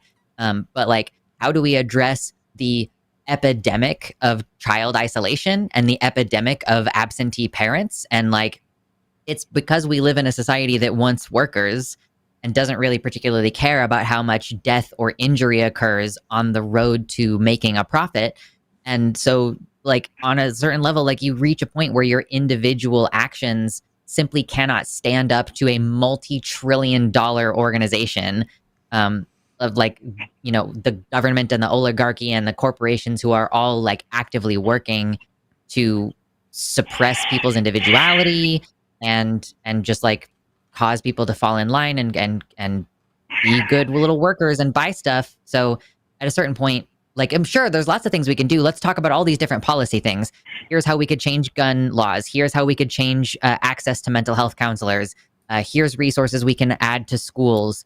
And I think we should advocate for those things, but just realize that it's going to be a slow and difficult road, and that you probably are going to have to pick one and focus on it, because trying to spread yourself thin like that, like, is not going to be functional. So you have to pick, like, I want schools in my district to allocate more funding to mental health resources. Cool. Start showing up to school board meetings and city council meetings. Like, that's what you as an individual can do.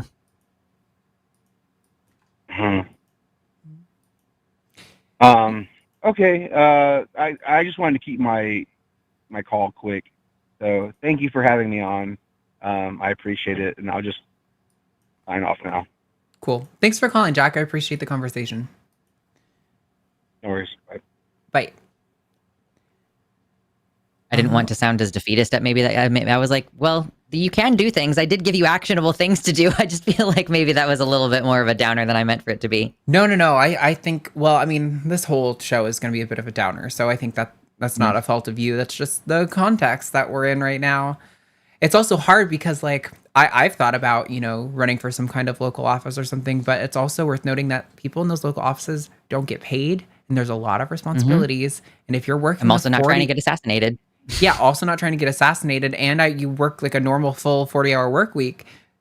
Mm-hmm. Not a lot of people have the capacity to do that, and like I'm already super spread thin, and feeling a lot like the anonymous caller, where I'm like constantly stringing myself out and spreading myself so thin because I'm like, look at all these things that are happening. Somebody has to do something. And so I'm trying to do what I can, but I'm still limited. So it's like, yeah, it's what would really make a difference is if anyone in the Democratic Party grew a fucking spine and actually represented the 80% of the people in the Democratic Party who hate what's happening in Gaza and stand up to Israel, stand up to corporations, stop taking super PAC money, advocate for universal health care, things that are wildly popular across party affiliations. If the Democrats wanted to do anything and weren't just little bitches for their fucking super PAC donors who own them like dogs, I bet we could have a lot of change. I bet they'd get a lot of votes. It would be so big, it would be too hard to rig because so many people would be so excited about that kind of candidate. But they won't because they're pathetic cowards who just want to roll over, play dead, give Trump everything they want, and rely on the "but I'm not that guy" argument again, which is clearly not going to fucking work. Like I saw Charlemagne the God called fucking Hakeem Jeffries AIPAC Shakur, and I'm like, oh my God, yeah. It's iconic. Like it's that. I just, yeah, I know we're all feeling defeated. It's very frustrating. Anyway. All right, we have some more callers. I'm on Pritzker for Prez. It's too early, but I'm on Pritzker for Prez. I'm just going to die on that hill. I like Pritzker, And I mean, like, he's a billionaire, but also, like, maybe that's what we need. Like a lefty. He has the money. And he's in the class, the power class. So. Right? He says all the right things. Not all the right things. He says most of the right things. He does most of the time. I don't actually know of any. I guess I don't know where he's at on Gaza. Yeah, I haven't heard him talk on Gaza and stuff. Yeah. I mean, okay. All right, we have a bunch of callers we got to get to, and we've got probably like 45 minutes before we have to, close to an hour. I don't know. We'll see how it goes. I'll try to gauge that. We might not be able to get to everyone on the line, but we're going to do our best. All right. How do you feel about 17.3? I think that sounds like it could be a conversation. Sure. Sounds good. All right. We're going to talk to Marcus, he, him, in Finland. Marcus, hello? You are live on the line with Arden and Lux. How you doing? Hey, Arden. You guys hear me? Yep. Come through. Okay, hi, Arden and Lux. I'm doing good. What do you want to talk about? Well, I was like, there's this issue that, I don't know if it's an issue, but it's like this idea that's been crossing my mind a bit. Like, wait, do you guys hear me? We hear you. Yeah.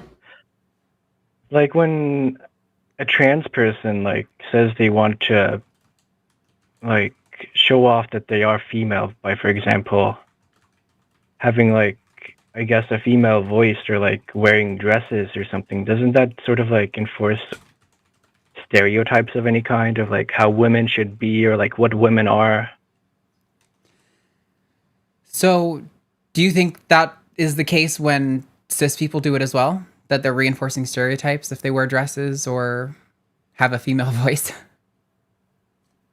Well, not necessarily, no, but I guess by like society standards, if like some like AFAB or like a cis female at birth has like a naturally deeper voice, that I guess society would perceive them as more like masculine. And I think like gender norms in general are dumb, but doesn't like, or am I? But I think what you said makes sense. Sorry, I'm kind of like stumbling on my words right now. That's okay. I'm sure English isn't your first language, but you speak it very well, so you're doing great. Also, I'm super jealous of you being in Finland. One of my best friends lives in Finland, just got her residency card, and everything she posts, I'm so jealous. Was that Eve? Yeah, it's Promise. Eve was framed. Yeah.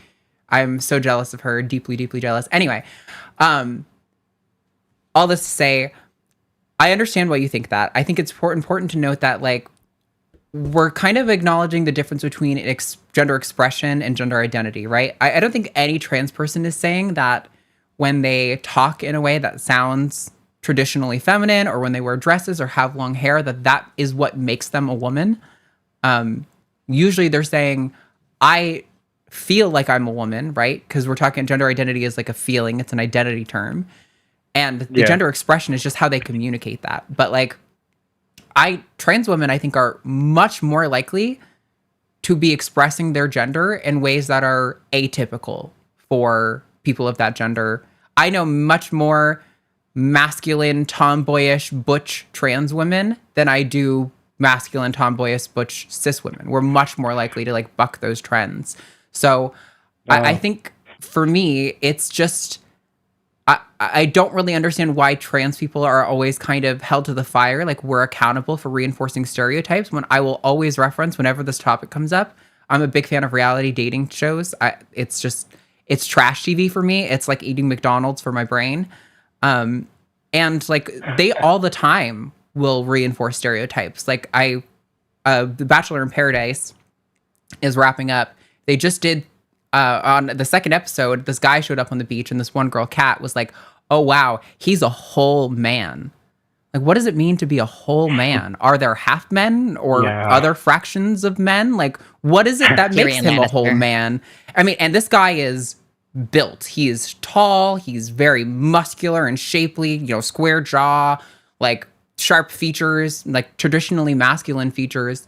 But it's like, nobody ever is like being like, wow, Kat from The Bachelor in Paradise is reinforcing stereotypes because she called him a whole man. But if a trans person, like, if I like to have long hair, or like you said, feminine voice, like, this is just how I talk, like, I did put in effort to like try to do voice training or whatever, but like, this is just how I talk now. Like, I don't actively think about my voice when I'm doing this. I'm just speaking. So it's like, how am I reinforcing stereotypes by just talking? Like, it doesn't seem like it's my fault that my talking reinforces stereotypes if I'm just talking. You know what I mean? Yeah. I guess that makes sense. Yeah, but like, I guess I was under the impression like that the thought process would be like, hey, I see, and I wish to express to society that I am a female. And I see that females wear dresses, so I'm going to wear a dress. It's like, is that not how it goes, or? Well, would you blame a trans person for doing that, though? Like, if you are trying to be recognized as something in your society, and you have eyeballs, and you can look around, and you can see that typically men don't wear dresses, but women do. Like, and let's say you also grew up in a situation where you were never allowed to wear dresses. Like, why wouldn't a trans person try to use their gender expression as a form of communication to say, like, here's where I fit. This is how I identify. This is the group that I want to be associated with, in the same way that like a Scotsman wears a kilt, like, to show his cultural like heritage, and it's like a very masculine symbol in their culture. So like, why wouldn't a trans person use the language of gender expression as it exists in their society to communicate their gender to people? Well, yeah, I guess that makes sense. Yeah. I just think like gender norms in general are just dumb. Agreed.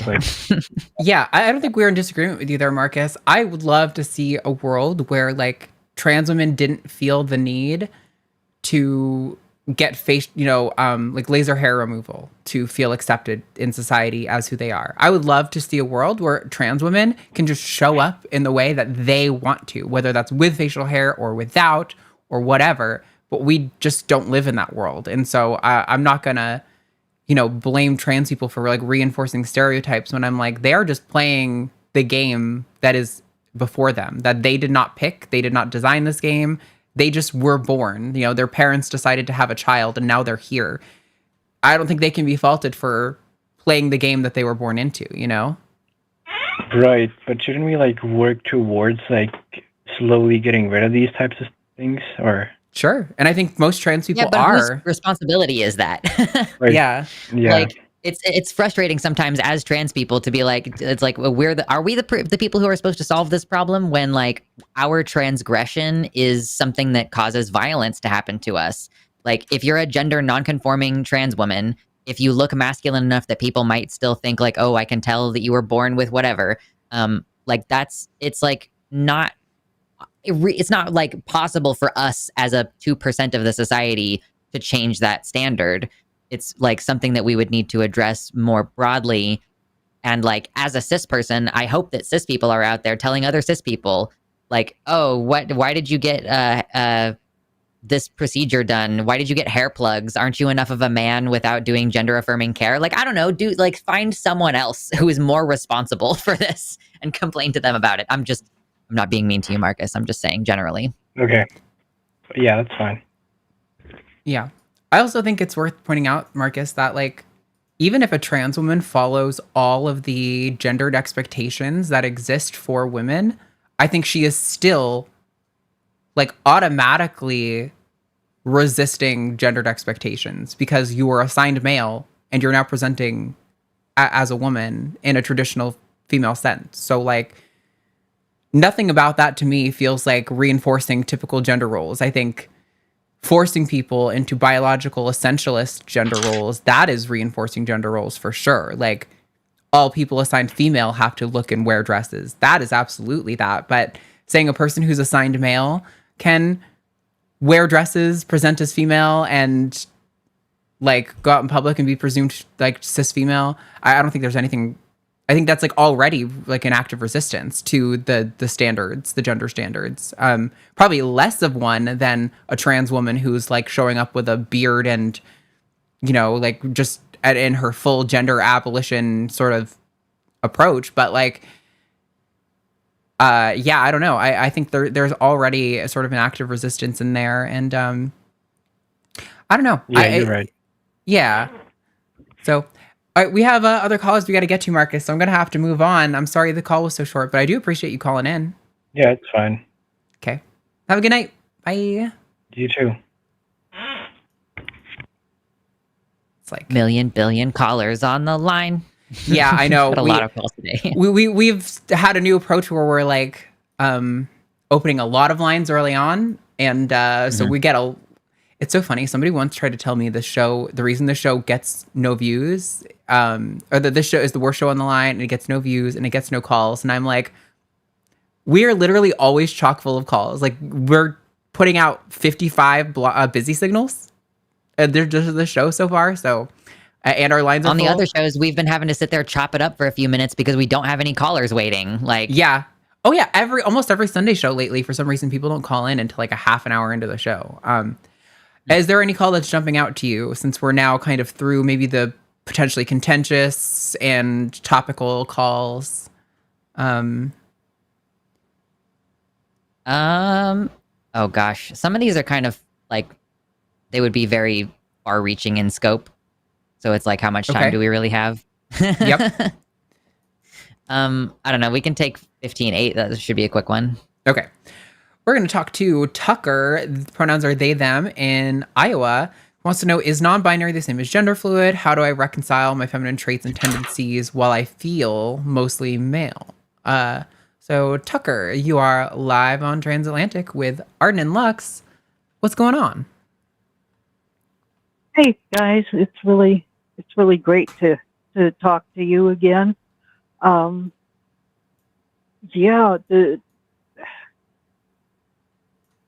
So actually what I can give you a little bit of background about me.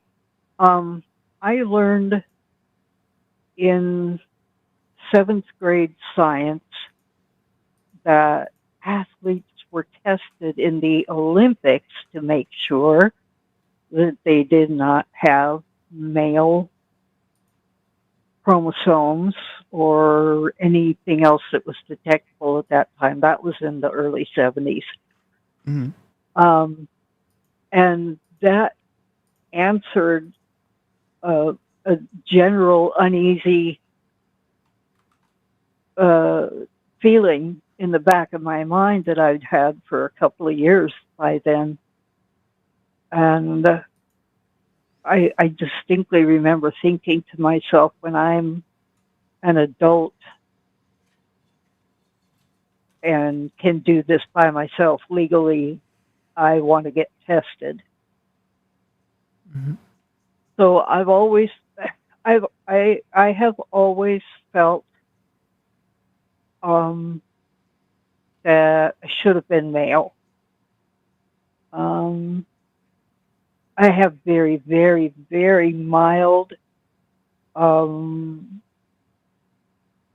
physical dysphoria with my body. I have tried binding, but I have asthma and I have a big bosom, so it takes a lot of binding and a lot of tightness, and that affects your breathing. So I can't do that. But the thing is through most of my adult life, I have worn men's clothing openly. I used to go to work in trousers, suspenders, and a tie, and people were very accepting of that. So I've been able to become a cross-dresser, I guess, basically. I'd still sometimes like to get rid of my woman bits, but at the same time, sometimes if I'm going out for just an enjoyable afternoon or something, just sometimes I wear a little bit of eyeliner and mascara. I like the look of masculine clothes with eyeliner and mascara, and I think, and I'm trying to not feel like I'm really, really strange for doing that. And I'm just wondering if either of you have ever experienced anything like that, and how did you deal with it? Sure. Well, you shared some about yourself. I'll share some about myself. I was also assigned female at birth, and I realized that I was trans when I was a teenager. And at first, I didn't know that non-binary was an option. So I identified as a boy, and I cut my hair real short and all that stuff. I didn't start any kind of hormones or anything until I was 21. And by that time, I realized like I'm non-binary and I might not stay on this treatment for forever. And a lot of the times nowadays, people assume that I am a trans woman who was assigned male at birth because I am I'm feminine in my gender presentation in many ways.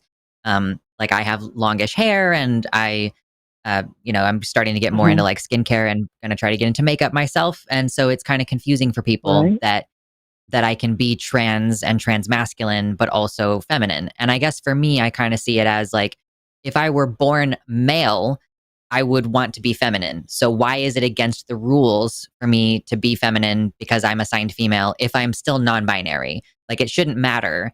If I'm non-binary, I should be able to have access to masculine and feminine things. And there even are people who identify as trans men who like feminine things. And so they're fully like, I'm just going to destroy all gender expectations here and wear pink tutus and paint my nails and stuff. So there is certainly, and I guess it's, I see a skew toward younger, because young people are, having this boom of knowing that they're trans and experimenting with things and trying and transgressing and all this. But certainly I have known older trans people as well who are like, I'm a little bit of this, I'm a little bit of that. And, I would say don't feel like you need to do all or nothing with regards to seeking transition. If you want to get a breast reduction, because then you can bind more easily, but you're not wanting to commit to getting like a full chest masculinization, that's on the table. It's an option. If you want to try testosterone, it will not hurt you to try it for a month and see how it makes you feel. Even a few months of being on it is not going to really do much permanent to you, except maybe make your voice sound a little hoarse. But yeah, I mean, I would say don't be afraid to experiment with those things. You're clearly already in a space where you're being given some permission to be gender nonconforming, because like people probably perceive you as like a quirky butch woman when you're wearing a tie or a bow tie or whatever. But yeah, don't feel like you need to go all or nothing with it. You can experiment with things. You can try things out. You're old enough that you should be able to have access to informed consent care as far as getting hormones goes. Although getting surgery, obviously that's a different thing. But if you have if you're a buxom individual, you can probably get clearance for a breast reduction, if nothing else, without having to introduce any gender things with your insurance or anything. So yeah, that's what I would say. Okay. Okay, that is very helpful. Yeah, I mean, I only really started for most of my life from say the 1990s. I am over 60. And for a long, long time, I did identify as lesbian. I, no matter what I do, I will never be with a male, trans or not. So I'm still, yeah. When when you're doing apps and signing up for things and sometimes filling out forms, or they ask you for your gender, and they only offer male and female. It's not too many places only offer male and female these days, but there still are some. And I really have to think about it. And it seems to me that it seems to me that one day I'm feeling like, yeah, I really feel masculine today, and another day is like I'm not feeling it so much. Is that gender fluidity, or is that non-binary? I'm still trying to get a handle on the jargon. I mean, if it makes you feel like you have a handle on things to put a label on it, I think that's what labels are for. So, and like, I also do want to say, like, when I was a teenager, I was kind of in that same boat where I was like, well, I'm really noticing today that I feel really male or masculine.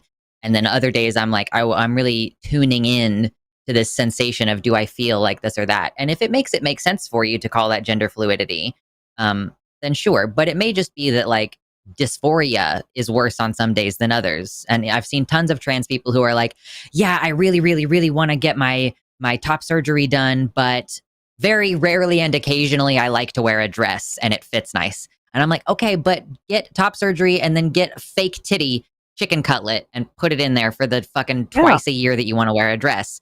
But don't think that just because a lot of the time you're capable of tuning it out, that doesn't mean that that's not like a dysphoria thing that is happening. It's just more noticeable sometimes than others. So if it makes you feel better to be like, I think I'm gender fluid, or if you're like, I'm a man and some days I just don't care about that fact, like whatever makes you feel like you have a handle on it, you understand it, and you're able to communicate the broad idea to people.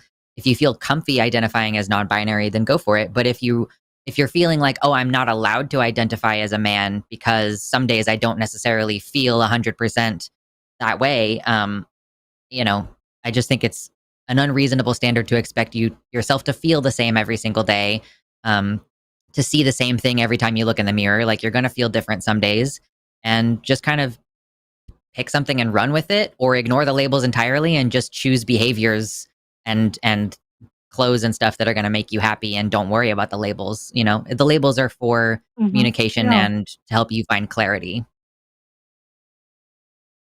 That's really cool. Thank you. And you know what? I'm really encouraged by the younger generations, how they're taking hold of their identity, and they're being so confident about it, and that, and you guys and other people have made me feel so really safe to be doing this now. And I just really appreciate what you do, and I appreciate the thoughts that you've given me today. I really value that. I thank you very much. Yeah. And if you want to call back at some point with additional questions or to give us an update, feel free. We're real busy today just because it was a really messed up day for the news, so we got lots of callers. But yeah, if you're wanting to call back sometime in the future, we will be here. Okay, great. Thanks a lot for your time. Good conversations with the others about labels too, and that also gave me things to think about. So, you guys, Labor Day's coming up. Be safe. Be safe always, and take care. You too. Later, Take Tucker. care, Tucker. Bye-bye. Bye. It's so weird sometimes being like, I'm 31 and I'm giving like sage advice to someone twice my age. Like the difference in experience, because you and I have been out for like 15 years. Yeah. So it's just strange being like, we're old as far as trans people are concerned, just because of the length of time we've been out and immersed in the community, versus like someone who's much later in their life but new to it.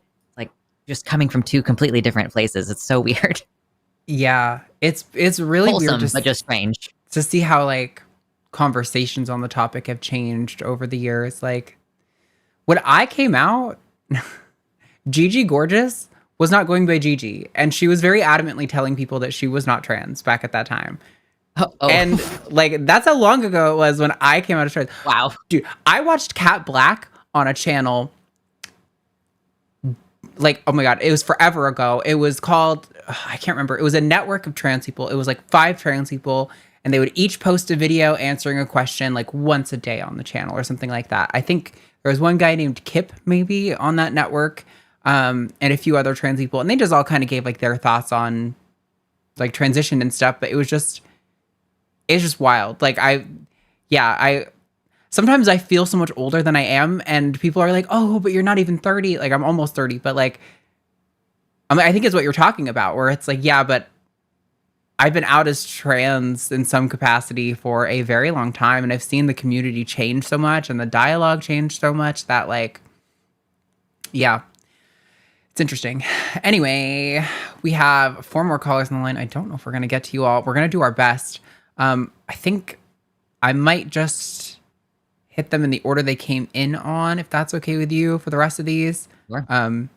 So that, just so you know, you guys can hear me listening right now, that's going to be Fran in the UK, then Alex in Missouri, then Eli in Finland, and then Jay in Texas. That's the order you guys are in right now. So if you're at the end of that list and you're like, oh, I don't feel like waiting that long, that's totally understandable. I just want to keep you clued in so you know what's going on.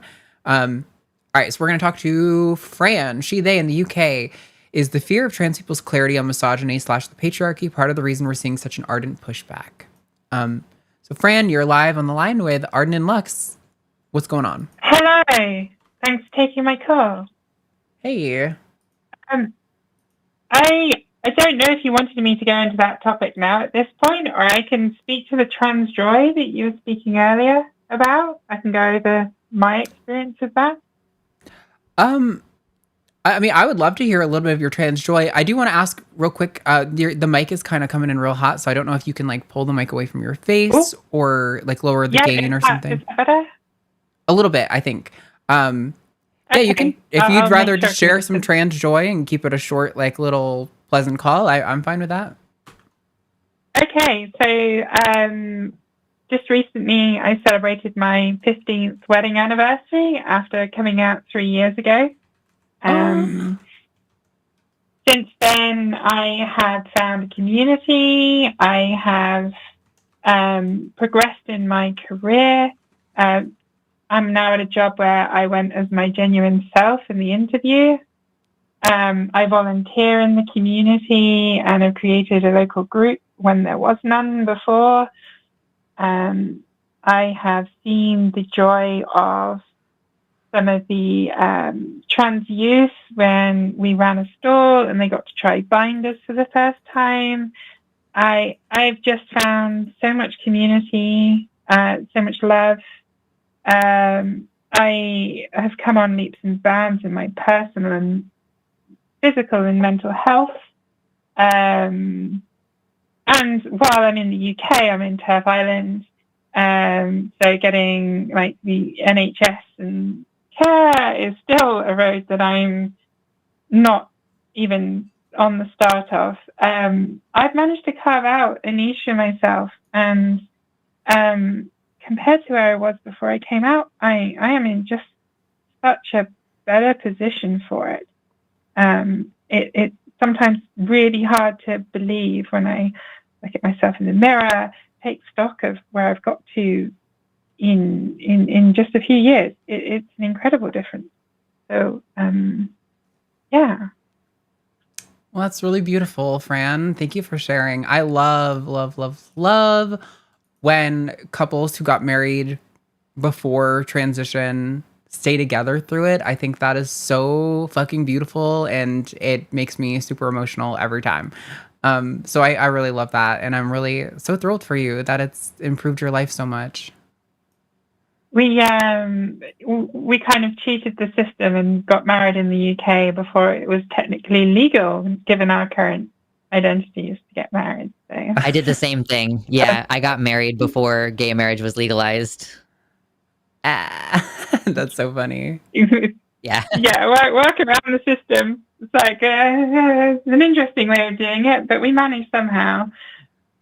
And then recently, just on holiday in Amsterdam, we had someone actually confuse us for sisters for the first time. So that was an interesting one because we were finishing each other's sentences and had the same last name. So yeah, it's we often hear a lot of negativity on here because there's a lot to process. But there is a lot of positivity to it, and I hope people kind of can kind of see the benefits for themselves. It's not doom and gloom, even in the UK, even given everything we're facing here. And my heart goes out to given current events, and it's something that we don't have that here. So I didn't actually know our news cycle is not actually covering, we don't tend to cover the actual perpetrators of the crime here in the news so much. So it's focused more on the victims and such. So maybe that would be a good idea. Instead of people going, "Oh, I love all these other mass shooters." Yeah, for real. That's kind of why I was going for the change of topic, because I had no idea when you announced it. That was news. So yeah, love to the community, and yeah, we're out there, we're living our lives, and yeah. That's a really, really beautiful. Thank you so much for sharing, Fran. I definitely needed that injection of like hopeless romantic love positivity feelings. It definitely filled me up a little bit. So I really appreciate you. Thank you for doing that, and call back and we can talk about your other topic if you want another time. Okay. Yeah, no, I will. Thank you very much, and take care, everyone. You too. Bye-bye. Oh my God. Real quick, everybody, you better hit the like button. You better do it. And we're getting really close to super chats, and it's entirely possible we'll get so many super chats that we'll only read the $10 ones. So you should give a $10 super chat to make double, triple sure we read it. For sure. We got to get to the next call. I know we're on pinch time. There's a couple who were both former Mormons, Formans, if you will, who make content together. I think it's like Shay and Amanda or something. I'm so upset with you for that. That's not original. No. I wasn't that funny. But I just recently found them like a couple months ago, and I've been like binging a lot of their stuff. Just it's pure like gooey, they're in love relationship content, and they have like 3 kids, and it's like so sweet and amazing and adorable. And yeah, I love that stuff. It's definitely one of those things that builds you back up. All right. Mm-hmm. Alex, they, them in Missouri says, I think I understood xenogenders, but when I was looking into them, I realized maybe not. So, Alex, you are live on the line with Arden and Lux. Tell us what's going on. Where are you coming from on this? Hi, guys. How are you doing, first of all? Doing all right. Excellent. So, yeah, I was talking to a friend of mine, and I realized that I wasn't like quite in the know about how noun self pronouns worked. So I was looking into that, and then I came across some information about xenogenders, or I guess, and it sounded more like an opinion on them that someone had left in a Reddit thread. And I started looking more into xenogenders, looking through like wikis and stuff, and all of them were described as like this gender is defined as being this thing. And previously I had thought of it as like, I identify with aspects of whatever the like source of the xenogender is, I guess, so closely that it makes sense to refer to me as that thing, sort of. And I don't know, it seemed like it's different than what I was reading. So I was hoping that, you could give me some clarity on that. I mean, I don't identify with a xenogender, but I'm the non-binary, so I know the most about it probably. What I view it as is like the concept of man and woman are just like a collection of kind of abstract traits that we lump in together. And so in some ways, I think identifying with a tree or a lion is more coherent in some ways, or like at least more clear what you mean. Like, okay, if you think of a lion, and it's not like gender is the only place where we do this, like Tywin Lannister, the Lion of Casterly Rock.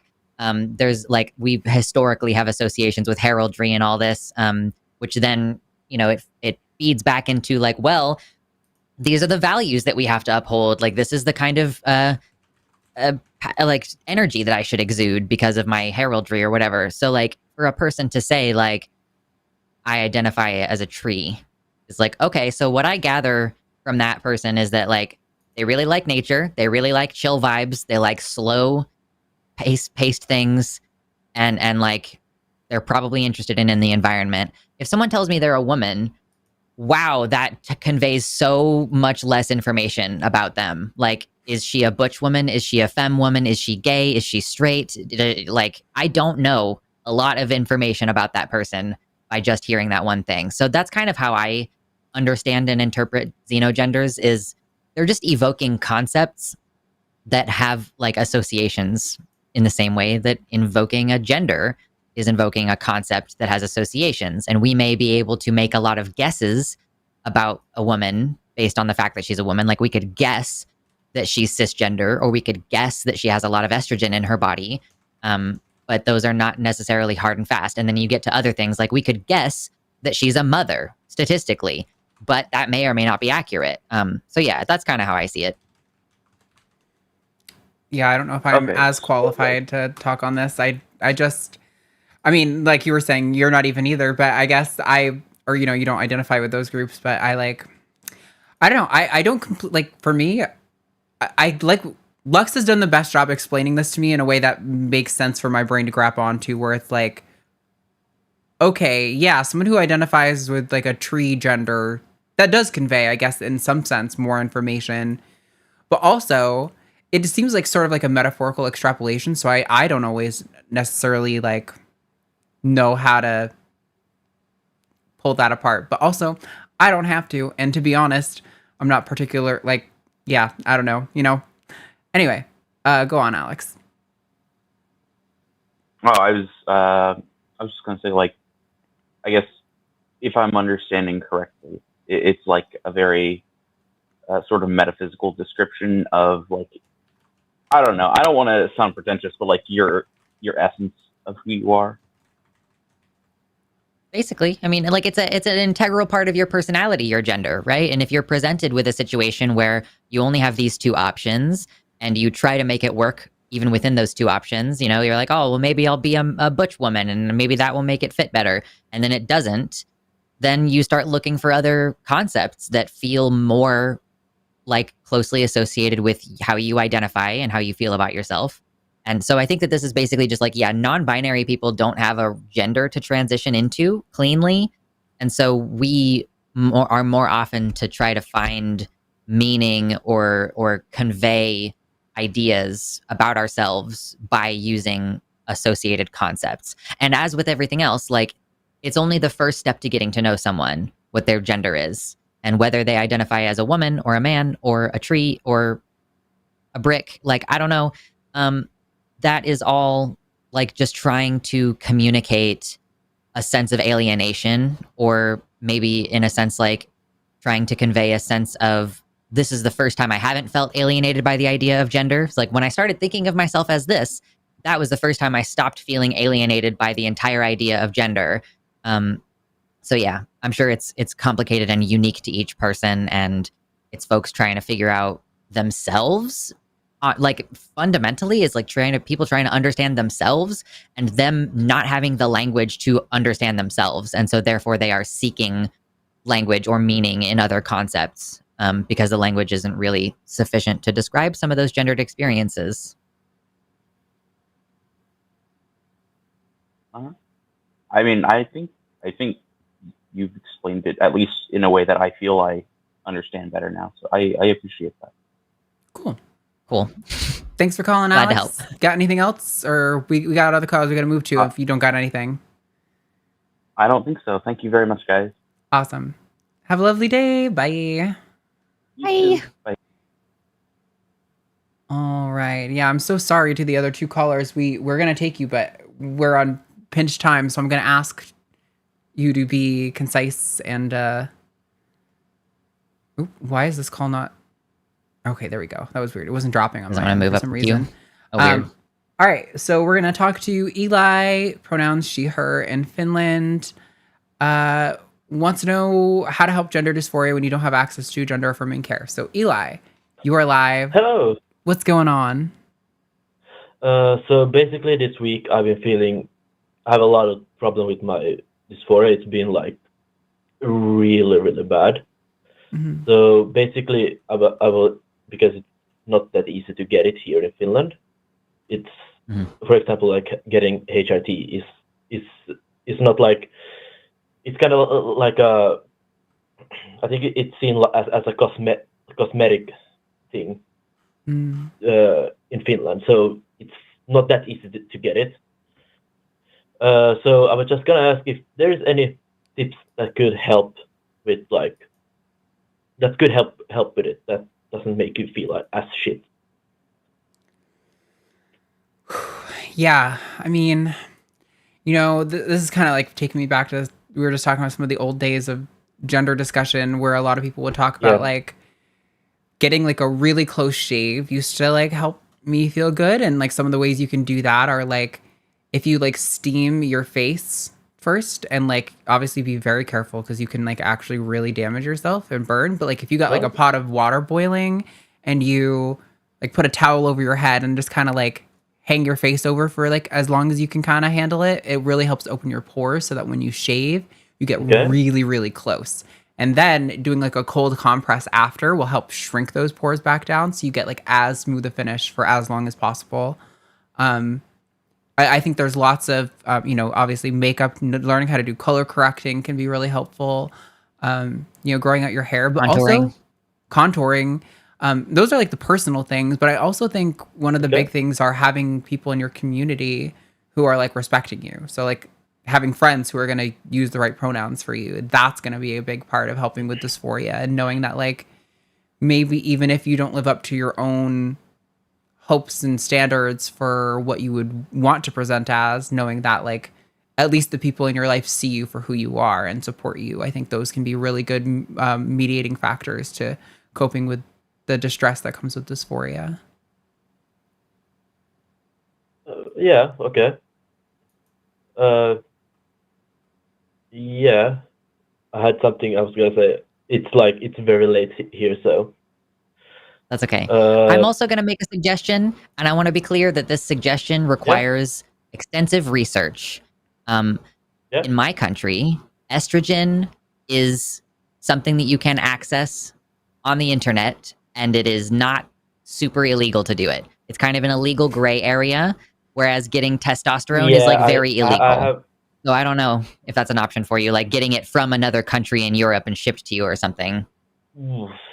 Well, I don't know. They recently changed something with like the custom, so it's a little bit harder to get stuff into Finland.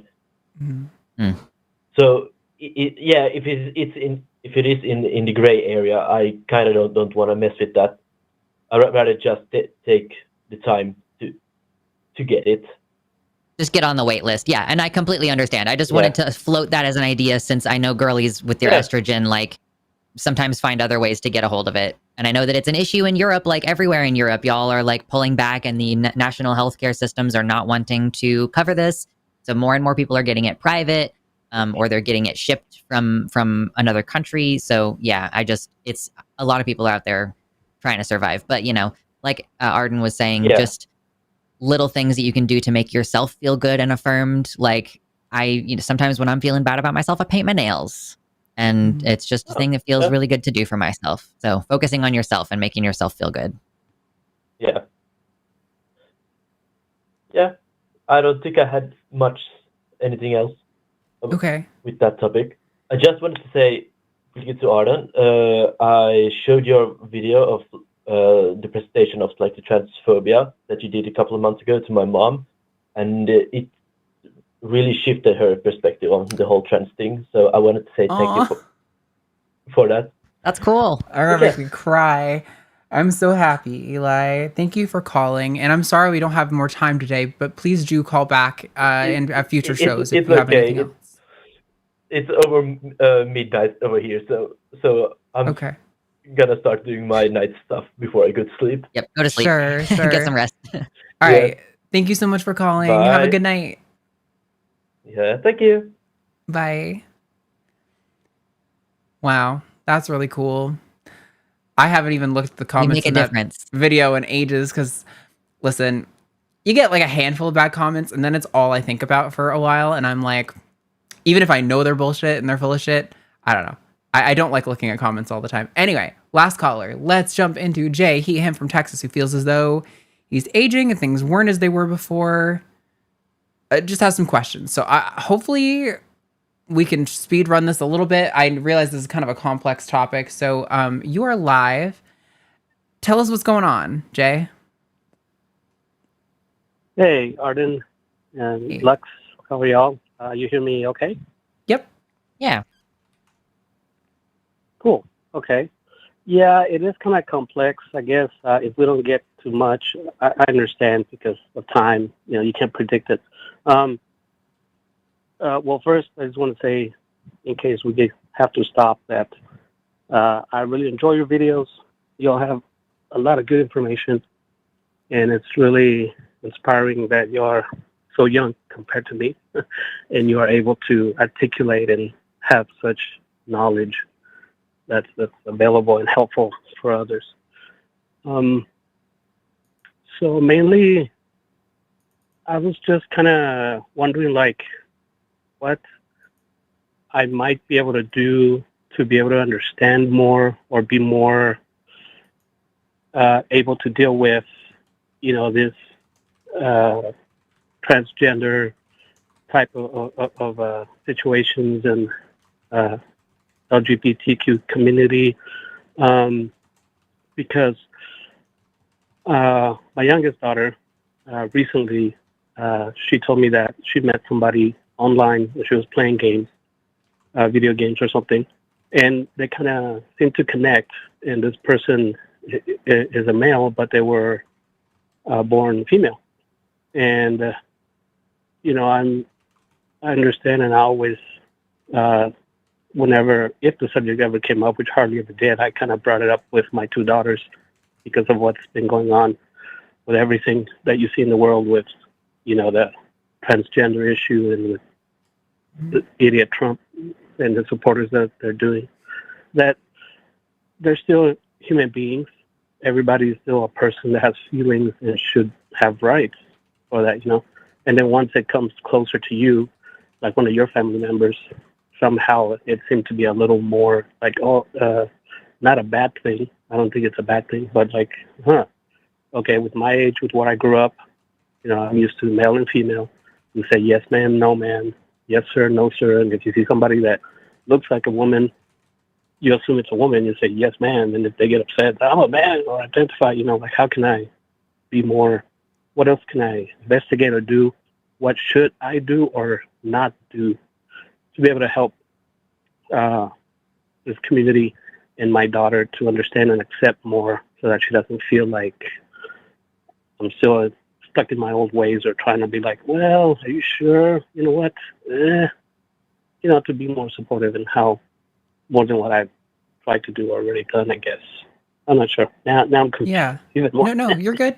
I will say, starting off, Jay, I think the perspective you're coming from, however you handle things, I think it's probably always going to be in good spirit. So you can kind of, you know, like, hopefully ease your concerns or anxieties about, you know, maybe making a mistake or something. Because I think your heart is very much in the right place here. I love that you said, you know, like, regardless of whatever I think, they're still human beings and deserve rights and all that stuff. That's something that a lot of people don't hold on to for some reason. And so I think it's great that you're starting from that place. I think when it comes to, like, if you accidentally misgender someone, I think the easiest thing to do is just say, oh, I'm sorry. How would you like me to refer to you? And then to just do that and move on. And I think if you make too much of a big deal about it and kind of go like, oh, I'm sorry. I you know, when I grew up, it was this way and now it's this way and I don't understand and it's really hard for me. Sometimes to trans people, that can kind of feel like you are making a situation where you just hurt our feelings about you. And that can kind of come off wrong. But like, so I think the best thing to do is just make the correction and move on and not try to sweat it too much. Because genuinely, if somebody, like, I mean, it doesn't happen to me much anymore, but like, you know, earlier in transition when people would misgender me, the best thing for me, if they just corrected it and moved on, I genuinely didn't think about it almost at all the rest of the day. Like, it was like, oh, okay, whatever. They fixed it. I'm not too worried about it. Like, I think it's probably too big of a topic to get into unpacking sex and how sex is not binary. And I would definitely recommend, if you could call Forrest Valkai about that, he'd probably give you a 45-minute lecture on why sex isn't binary. Right. Yeah. But I mean, like, I don't know. I think you're coming from the right place, just understanding that, like, we're human beings and you don't necessarily have to completely understand the whole experience or like everything about where we're coming from to know that we deserve to be respected and treated with dignity and humanity, you know, just like everyone else. And I think the fact that you're teaching your kids that is already a really, really good start. But Lex, did you have any things you wanted to throw in there? Yeah, I totally get it. Like, growing up in the South, you have that culture. Yes, ma'am. No, ma'am. Yes, sir. No, sir. That kind of thing. If you are interested in deconstructing that, like, just, you know, trying to reframe politeness without such a strict gender in it, like, you can still be polite without that being a part of it. But if it's really difficult to change that, just be ready for situations like that where you'll have to say, and maybe the quickest thing for you to do if you accidentally misgender a stranger, and like, I'm assuming most of the time nobody's gonna like yell at you. It's really rare that somebody's gonna get real super pissed off. The GameStop video of it's ma'am, that was a person who was antagonizing that woman for 10 minutes before the recording started. So most of the time, people are not gonna freak out. You can just say, oh, I'm sorry, I'm still learning, and then correct yourself and move on. And just kind of keep it moving in that way, apologizing and saying, like, I respect that you're going through this and I'm trying to get it right, you know, but say that in the shortest way possible. Like, I apologize, I'm going to get it right, and I'll just move it forward, you know? Yeah. Yeah, that's true. That makes sense. Yeah, because I do feel that sometimes a little anxiety of trying to. I don't want to disrespect somebody, or I want them to like me, or my gosh, I always overthink after something happens, the awkwardness. I'm like, what could I have done? So I guess I'm like, do I have to now, when I see somebody, before I say anything, what are your pronouns? Even though you look female, what do you identify, and then start, or can I just go, yes, ma'am, and then, no, that's not right. Oh, okay, I'm sorry. Yeah, I kind of get that. I do understand that as time goes on, there's things that I may not understand, I probably can't understand, and maybe I don't have to understand. But it's always that difficult thing, is that we want to understand something in order to be aligned with it, or to, be able to, whatever there's an issue or problem, whatever, if you don't understand, you can correct it. You want that comfortness to get along with everybody, and you don't want to be one of those that, I support, LGBT. Well, but you called me ma'am. Oh, God. Yeah. Okay. Not everybody feels that way, honestly. Like, I know that it feels like that's such a normal thing to be like concerned about not hurting people's feelings casually. But like, you are already so far ahead of so many other people in Texas who are just like, I don't give a shit about hurting your feelings. This is Texas, baby. Get used to it. So yeah, I think you're already you're pretty far ahead. If you want more detailed information about biology and stuff, Forrest Valkai has his YouTube channel where he's got like hours-long video, I'm saying hours of content about this, an hour-long video every couple of months where he posts in depth on this topic. And then of course, here on TACIS, we take calls on this on a regular basis. So we upload clips. So if you're curious about any particular topic and you want to see if we've talked about it before, you can also search it up and be like, pronouns. Call the line and see if it pops up, because I'm sure we've talked about it before. Yeah. And just one real more quick note, and then we're going to have to move on, Jay. I think when it comes to do you need to ask everyone their pronouns? I think there's nothing wrong with normalizing asking everyone for their pronouns, but I don't think that should necessarily be what's expected. I think there are places where it's good. Like here on the line, right? Where people are coming in, we don't know you. And you're going to be in front of our audience, right? We do that so that we're able to respect you. And so our audience knows how to refer to you when they're talking about you in the third person. So that's a place where it's really appropriate to ask for pronouns. If you're doing like a group thing and you're introducing yourself, it could be great to be proactive and be like, hey, my name's Jay. I use he, him pronouns. Here are other things about me, and kind of just be an example. But I don't think you necessarily have to go around every if you're going into a restaurant and your server is like, hey, how are you? You can be like, oh, I'm great. What are your pronouns? You don't got to be like that about it. But if you make a mistake, just be willing to be like, oops, sorry, I'll get it right next time. And then just kind of move on, don't make it too much of a big deal. Cool. That makes sense. Wow. I'm glad that I waited and that we were able to discuss. Yeah, that's good. I really appreciate that, guys.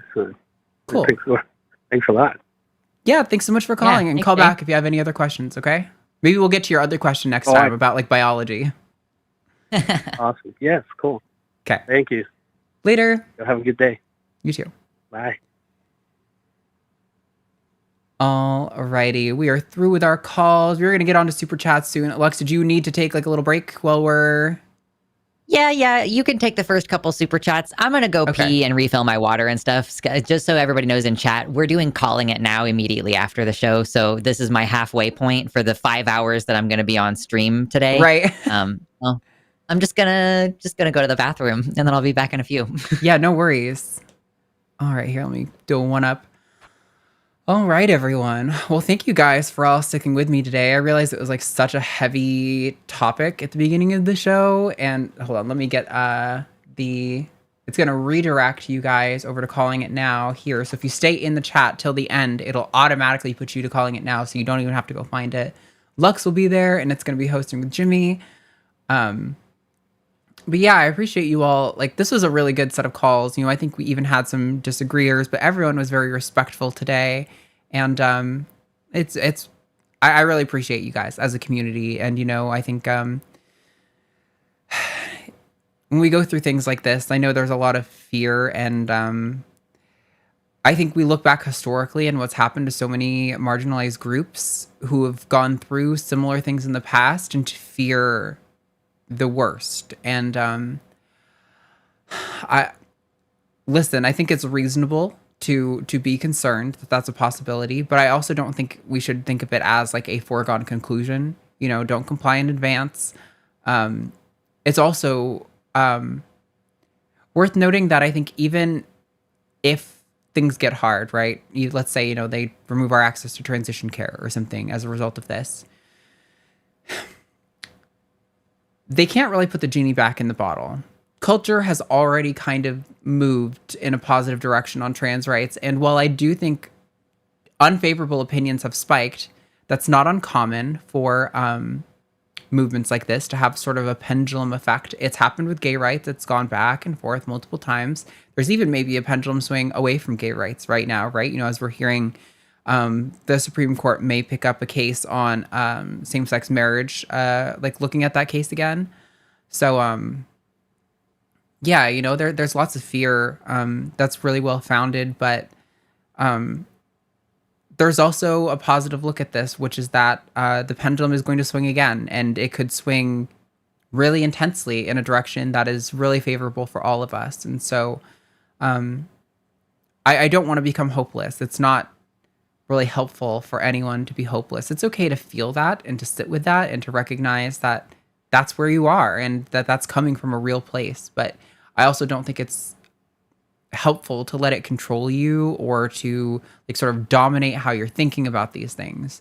So I'm really grateful for you guys as an audience for showing up here today and being with us through that, because there's some intense stuff there, some intense feelings. I know I got a little emotional a couple times, and I think Lux did too. So yeah, I really appreciate you guys.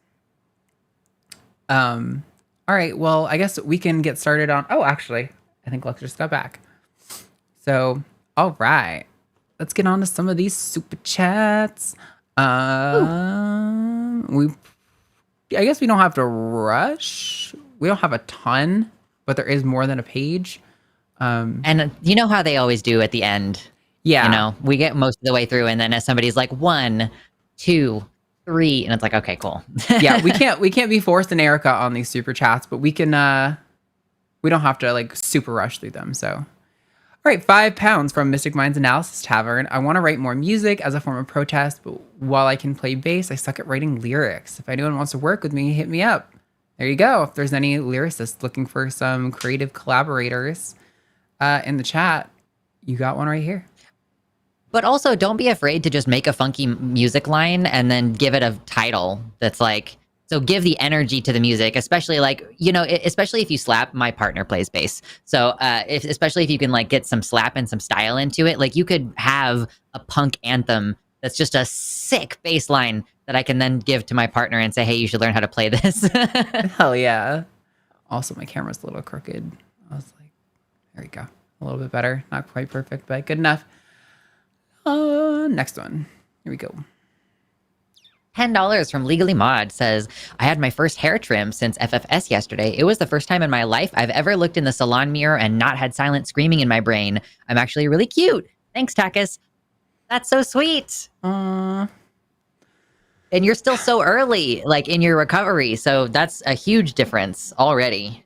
Yeah, I totally understand. I remember looking at myself in the mirror after FFS and being like, weird. I didn't realize how much of my life... It's like when you don't realize your eyes are going bad and then you get glasses and you're like, oh, this is what seeing is supposed to be like. It's like looking yourself in the mirror and being like, oh, that's what it's supposed to feel like when I don't dissociate by looking at myself in the mirror. That's pretty cool stuff. Mm-hmm. Nice. £5 from Jessica Duda McButtface. To all American LGBT friends, I live in Scotland and it's not great in the UK, but Scotland is still good for us. Unlikely to change much. Looks like that's part 1 of 2. And the second I'm blaming part is you for Martin. It's your fault. For Martin? You chewed gum.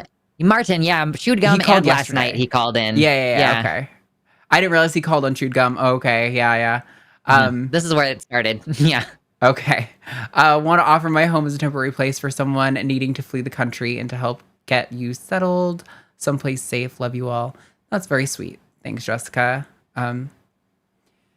Yeah. feel like Scotland would be cool. It's where my heritage except for being is from, in the UK. apparently. My real last name is Scottish, which you guys will hopefully never know. But now someone out there's gonna go fucking dig for it. But dox for it. Yeah, Jimmy told me, he was like, sometimes I almost dox you because I'm so used to everybody having a last name when I introduce them, and I was like, well, don't do that. Yeah, right. Don't do that. I've almost done it to myself multiple times. I've been like, oh yeah, I forgot what space I'm in. Yeah, it wouldn't be the end of the world if it happened, but anyway. Somebody asked in chat, FFS is facial feminization surgery. $9.99 from June Bramley. For fuck's sake. I just got here. I ain't going back. Trans flag, hashtag team RPS. I don't know what that stands for. Nope, me either. Nil vote. Yeah, no, actually, I just had this thought earlier as we were like talking about the shooter before the show. And I was like, I just kind of threw on this shirt, like not really thinking about it. I was like, yeah, I'm going to represent my own merch today. And then I was like, I just got this like really emotional feeling of like, even if it was an option for me, and it is an option for me to be back in the closet, like it is, I could very much be like, well, ooh, I'm not on hormones. But it's like not going to happen. Like, and I just felt like really emotional all of a sudden about that, that unending feeling of like, well, I'm fucking out here. I'm like, I'm going to keep doing it. I'm definitely not stopping. Yeah. Even if things are about to get crazy, I'm like, I'm more likely to think, how can I protect myself in the situation rather than like, how can I exempt myself from the situation? Totally. Yeah, I feel that. I could not detransition even if I wanted to. Like, it's just not really in the cards for me anymore.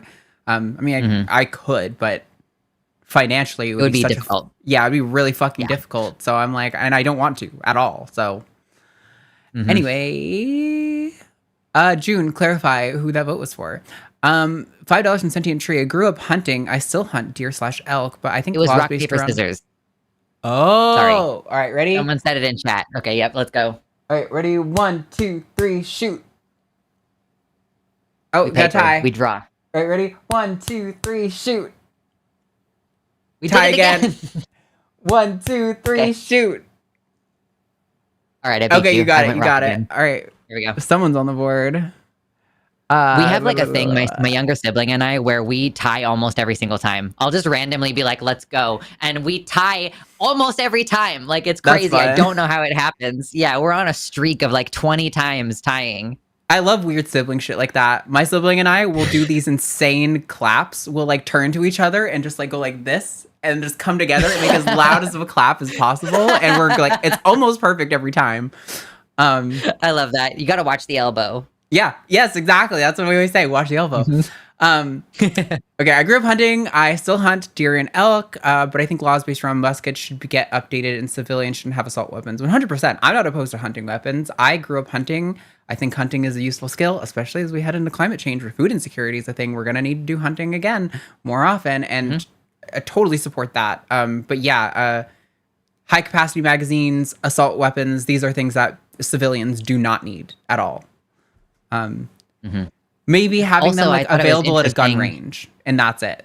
The shooter had 10 on, it was like only, or what did it say? Oh my God. In the mix of all the stupid things that the shooter had written on their shit, one of them was like more than 10 or something. And I'm pretty sure that was an allusion to the 10 rounds in a magazine law.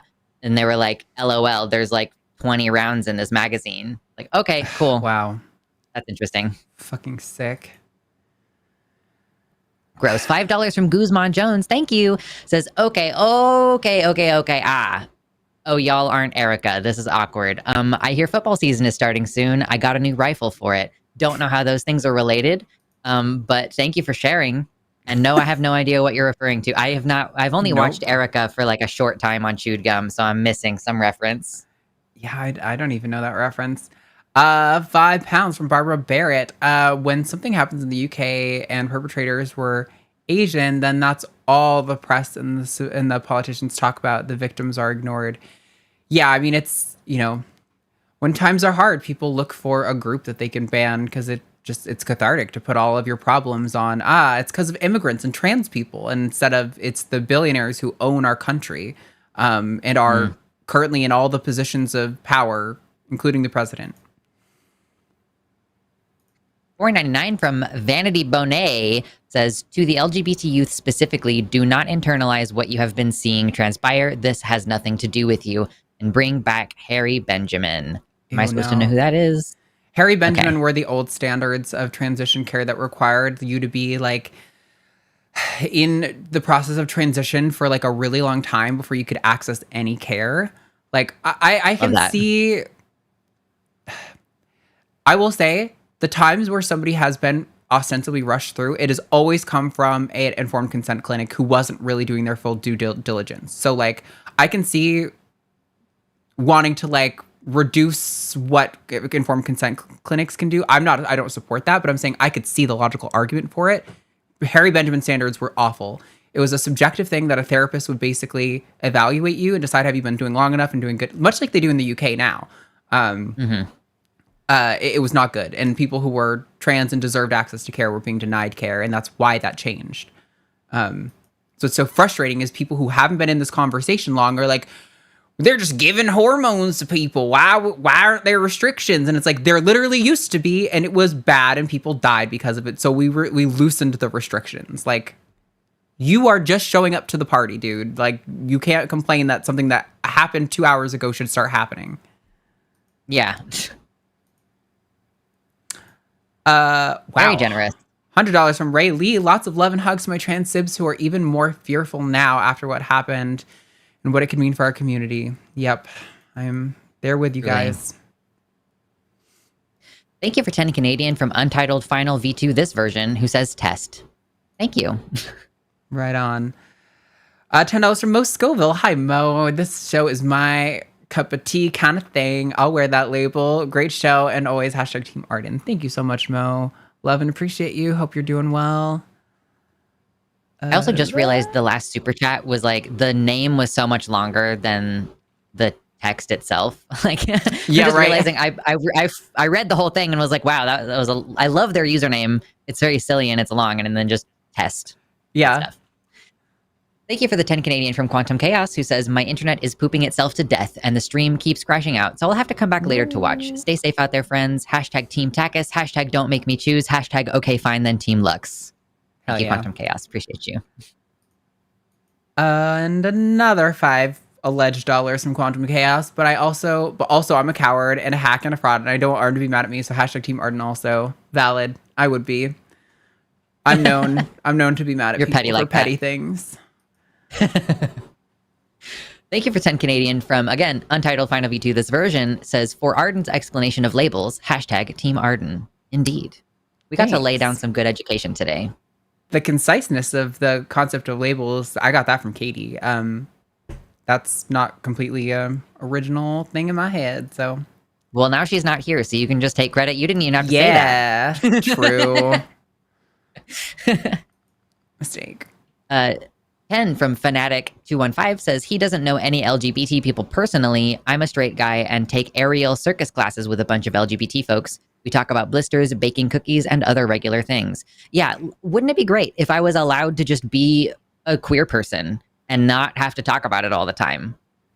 It's also so funny when people are doing that, like, oh, it's your whole personality thing. I didn't get into this because it wasn't relevant for the caller, but like, I also see men walking around with shirts that are like, heterosexual, white, Christian, conservative male. And it's like, literally that is like, those, you know, everyone does this. Humans like identity labels. Like, I don't know what you want from me.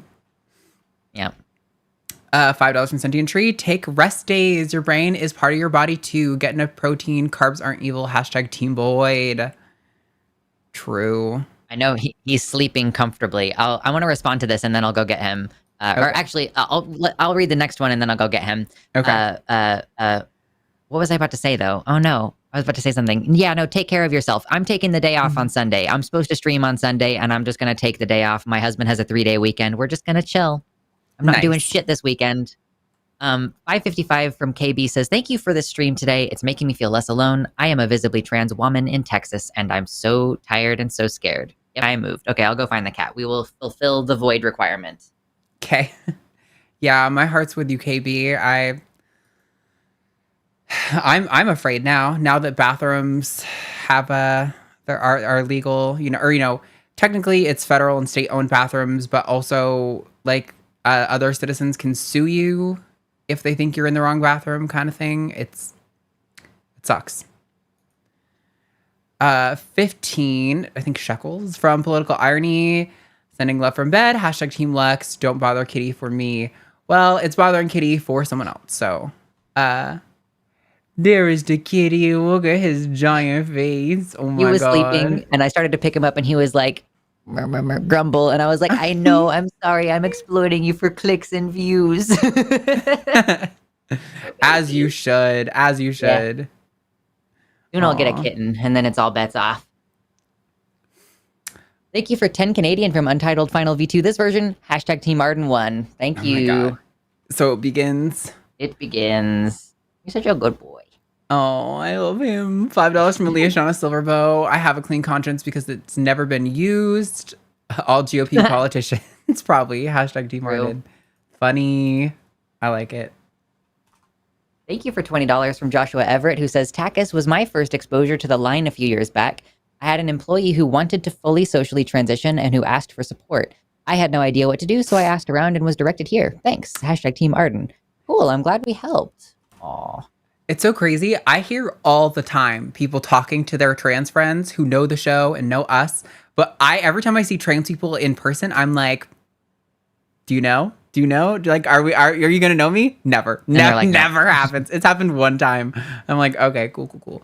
I have to remember our audience is very small. It is. The only time I usually get recognized is when Matt's there, and they're like, oh, Matt Dillahunty, and you're someone. And girlfriend. And girlfriend. Attachment, appendage, whatever. $5 from Perfectly Forward. Tucker, you can do whatever you want, and any gender can wear eyeliner if they want. True. Yes. Eyeliner. Dating facts. Oh, we didn't say what the poll things were, but you guys can see them. Whoever has the least amount of votes has to defend whatever positions in the poll. Your options today are MAGA must hug 20 trans people, cross political party dance parties. I didn't realize the redundancy when I wrote that. Or mandatory gay hand-holding sessions. And gay hand-holding sessions is clearly winning. So, woot. Ooh. Thank you very much for the generous $49.99 from Narcissa with no comment. Appreciate you. Thank you so much. Thank you. £5 from Barbara Barrett. Again, femininity and masculinity are not the exclusive prerogative of any gender. True. Thank you for $10 from Perfectly Forward. Yeah, it's kind of sad how a lot of older people didn't have the resources we do now and are trying to figure things out that we now know at younger ages. # Team Arden. Yeah, I mean, it's like the information was available, right? Like I came out 16 years ago, so clearly like there was information 16 years ago, but I guess it's like cultural, like I had LiveJournal, and I guess someone who's in their 40s or 50s would not be on LiveJournal. Yeah, statistically. Definitely. I think it has to do with like a cultural sort of thing. 10 alleged dollars from Untitled Final V2 this version. # Team Arden 2. Thank you. I appreciate you. It continues. Thank you for $5 from Ecta Fool, who says, my trans joy, the game I'm a writer for won the Hugo Award. Damn, that's really cool. Yeah, fucking sick. What game was it? I hope you said in chat. I'll have to see if I can find it after. That's really cool. I'm guessing your profile picture is related to it. It looks like almost like a Star Wars. Yeah, sort of like alien camel kind of thing going on. 11.99 euros from BW Remjo. I don't know if I got that. Shouldn't there be hyper and ultra chats too? You would think, but YouTube's scared. They should at least call the different ones different things, like super thanks and super chats. Like, come on. Yeah, gotta mix it up. Thank you for 10 from Rianu Keeves, who says, never stop doing what you do. I love you both so much. Also, I won't be made to choose. So # Team Lux Arden. Nice. Also, I saw this chatter got your Tyrion Lannister bit on the half man thing earlier, which went over my head because I think I'm like so ADHD. I was like, oh, I need to lock in and finish my point. Yeah. Which I'm so ashamed I didn't comment on because I'm like, I literally used to wear it like almost every day when I was pretending to be a boy in college. A shirt that was the Tyrion Lannister I drink and know thing shirt. Nice. Because I was like, I may be a scrawny little weak feminine man, but I'm smart, so that's my strength. I was like, I relate to Tyrion Lannister so much. Why are we the same person, Arden? How far are you in True Blood, by the way? I'm in season 7. Wow. Oh, shit. I tried to power through. Oh, okay. I tried to power through to catch up so I wouldn't be too far behind. I just started season 4. So I have gotten to... It's so difficult, actually, to get through because it's long. Each episode is a full hour, 12 hours per... Yeah, it's crazy. It is getting a little now in season 4 it's close to a jumping the shark moment, but I'm not quite there yet. Definitely the Faye stuff that's going on, I was like, okay, it's getting a little silly. We're getting a little silly here. It's silly at first. It gets more normal later, but yeah. I still like the show a lot, though. It's really fun, and I'm gonna make an essay about it, or like at least rant about it when I'm finished. I don't know whose it is. 5 from Barbara Barrett, who says there are many medical reasons for prescribing estrogen to guys that have nothing to do with gender care. Talk to your GP. Interesting. I don't know that I'm familiar with any of those, but talk to your GP. Nope, me either. Definitely trust your doctor over us most of the time. 10 pounds from the Fuzzy Logic. Eli, if it's too much of a gray area to receive HRT by post, it's fully legal to carry meds on your person when returning from the EU. So maybe try a cheap weekend holiday to Spain. No RX required. I'm really tempted to go to Spain. I've kept saying it. Their visa process is easy. Their laws on trans stuff are so good. They have access to some of the best surgeons in the world, for FFS anyway, even though I don't need that anymore. I like Spain a lot. And I took a lot of Spanish in school, so I like kind of can speak Spanish. Aprendo español ahora. I'm bad. I don't speak Spanish now. Aprendo? What is that? Is that help? I'm learning Spanish. Oh, you're learning it now. Okay. Yeah. I was like, okay. $9.99 from whoever Daniel. Yeah, I don't know who it is. Where is Dr. Ben? Is he all right? # Team Arden.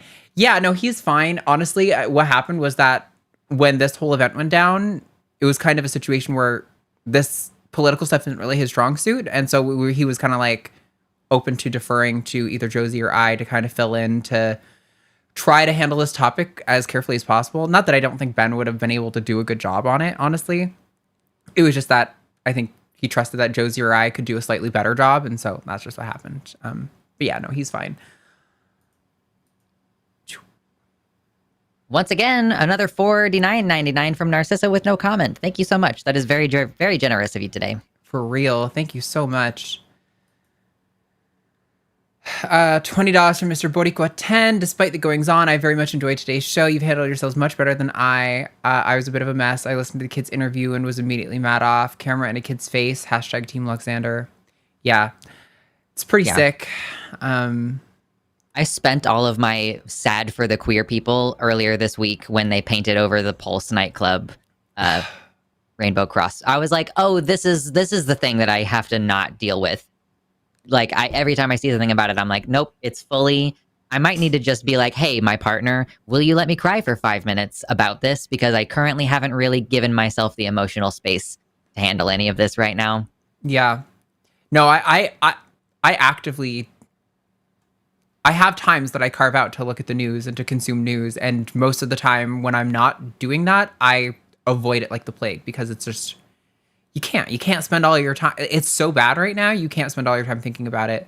Also, somebody just said, I love when Bill says "sucky," and I do too. It's the way he's got a "sucky." He's got like a little layer so with passionate it. And weird. I don't think a single person in that show is actually Southern. Oh no! Oh, I'm pretty sure Bill is British. I don't know what Suki is. She's like New Zealand, American, Canadian is how it's listed on her Wikipedia. Oh, okay. Yeah. Interesting. Yeah, totally. Thank you for the 20 Canadian from Ayla Ursus, who says, TACIS is the best show on the line. # Team Lux. I mean, I'm not going to argue with you on that. True. $5 from Taizen Shaku. From Zen Buddhist. Trans rights are human rights. Be safe. You are loved. Thank you. I also have an Enso circle tattooed on my arm because I don't know. I thought it was a cool tattoo to get when I was 18 years old. Sometimes that's why you get tattoos. Yep. Not that deep. Yep. Thank you for the 20 Canadian from Ayla Ursus again, who says, I'm glad you do these kind of shows, but how do you handle all of the hate you receive? Hashtag Team Lux.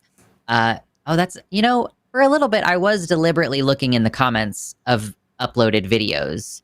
I should do it again. I think that this is part of what, I should do as far as engagement stuff with the line is, be in the comments and respond to people. On my own channel, though, it used to be that I would just block people. I'm like, haha, I'm not reading that comment, blocked. But now I don't read the comment and I say, you should call me Thursday at Q&A line. And that makes it a lot easier to deal with because I'm getting paid to deal with you. I don't put a lot of... Forrest has said this before and I've really taken it to heart, which is don't take criticism from someone you wouldn't take advice from. Totally. And that's been really helpful for me. Because Javon Bradley has been posting a lot of shorts with me in them and tagging me. And his social media really pops off crazy on Instagram. So my notifications have been a shit show for weeks. And this is what his is all the time. And I'm like, oh my God, I don't know if I want any Instagram attention, honestly. This is fucking awful. Yeah, no, not on Meta platforms, no. Ew. Yeah, it's been really gross. But I just kind of don't pay attention. And I'm like, no, if you don't know me personally and I wouldn't take advice from you, I'm just going to kind of ignore everything you say. That's how I approach it. Totally. $5 from Tubian323. Love Arden, but gotta give some love to Lux. Hashtag Team Lux. Ooh, you're coming back. Yeah, we're tied up now. Ooh. Thank you for $5 from Domestic, who says, how do we define respect for oneself, for others, for our social systems? Hashtag Team Arden. That is an enormous question. I feel like it's disrespectful to the neighborhood to dump trash in your yard. And it also feels like it's disrespecting yourself and your own space, but clearly other people don't feel that way. So that's just the latest thing that I'm annoyed with in my neighborhood is people just throwing trash around. Yeah. Yeah, I think that's too big of a question to really get into on a super chat domestic. I think it's... it's morality. It's very subjective, right? I think there's a lot of agreement and a lot of overlap between people, but ultimately it's kind of subjective. I think if you have some sort of criteria by which you decide if things are respectful, you can then kind of make assessments, but yeah. $10 from Mr. Boricua 10 addendum. I was made a mess from the kids' matter-of-fact description of events. Shouldn't be this normal. Mad off by the network having the reporter shoving a camera in their face. Yeah. I would wish I could give it more time, but we are running short here. Thank you for $5 from Alyashana Silverbow, who says, another $5 for making me want to watch True Blood again and actually watch to the end. Hashtag Team Arden. This is the furthest I've been in it, and it certainly gets real weird at various points, but I'm going to stick it through to the end. I'm determined. Yep. I love vampire I also watched They/Them last night, and bro, it was so fucking good. Actually, the Kevin Bacon movie from 3 years ago. You should check it out. I haven't seen it. I'll check it out. 10 alleged dollars from Untitled Final V2 this version. Hashtag Team Arden 3, I think, or 4. I've lost count. I don't know, but that's the last one, and I've won, so it's all good. Yay. Okay, let's just go to here, and then which one won the poll? Is it still gay holding hands? Okay. I think it's holding hands. All right, let's whip this thing up. That's all right. Mandatory. Oh, you're about to say whip this thing out, and I was like, Arden, please. I left that career behind. Mandatory gay hand-holding sessions. All right, are you ready, Lux, to defend this wacky and wild position?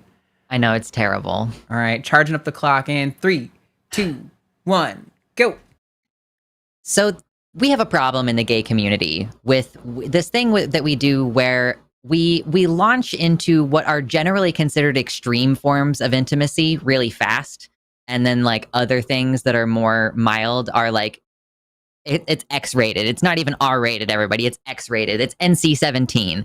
And one of those things is holding hands. And now I know that y'all don't like to feel vulnerable.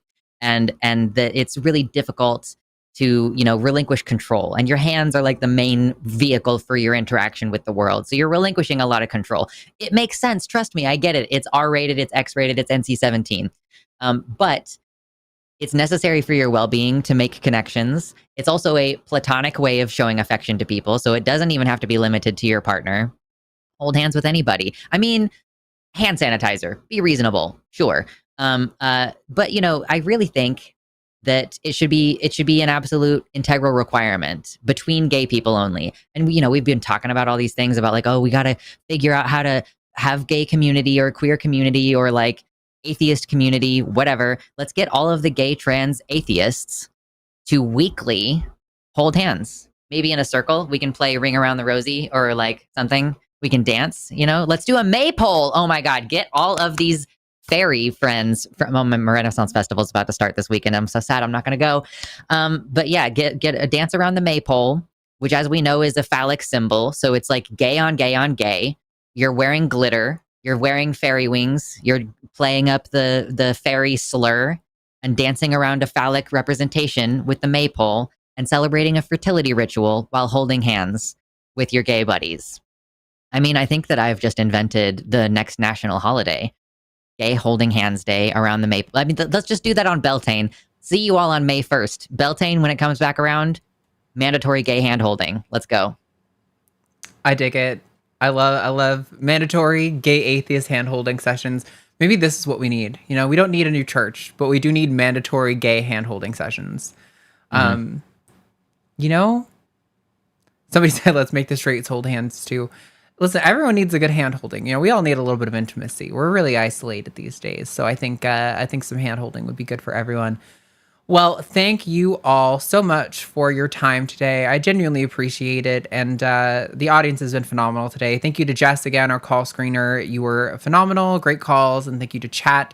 Thank you to the callers. Everyone was really respectful. And I think really on point for, having a good show that was focused on such a tragic event. So, again, our sympathies and empathy, our hearts go out to the victims and their families and friends. And we gotta go because Lux got another fucking show to get to, and I'm sure it's sick of me ranting here, dragging out the one show that we're on while it's gotta go. Remember, you can go support us on patreon.com/calltheline. You get access to your name in the credits here. You get access to ad-free versions of The Line Has a Podcast. You get access to our Zoom Q&A sessions and LineCon online live Align production. All those awesome things and more. And we'll see you guys next week. Bye. Click through to the Calling It Now show. It'll pop up on your screen in the chat. Click it. Do it. Click it.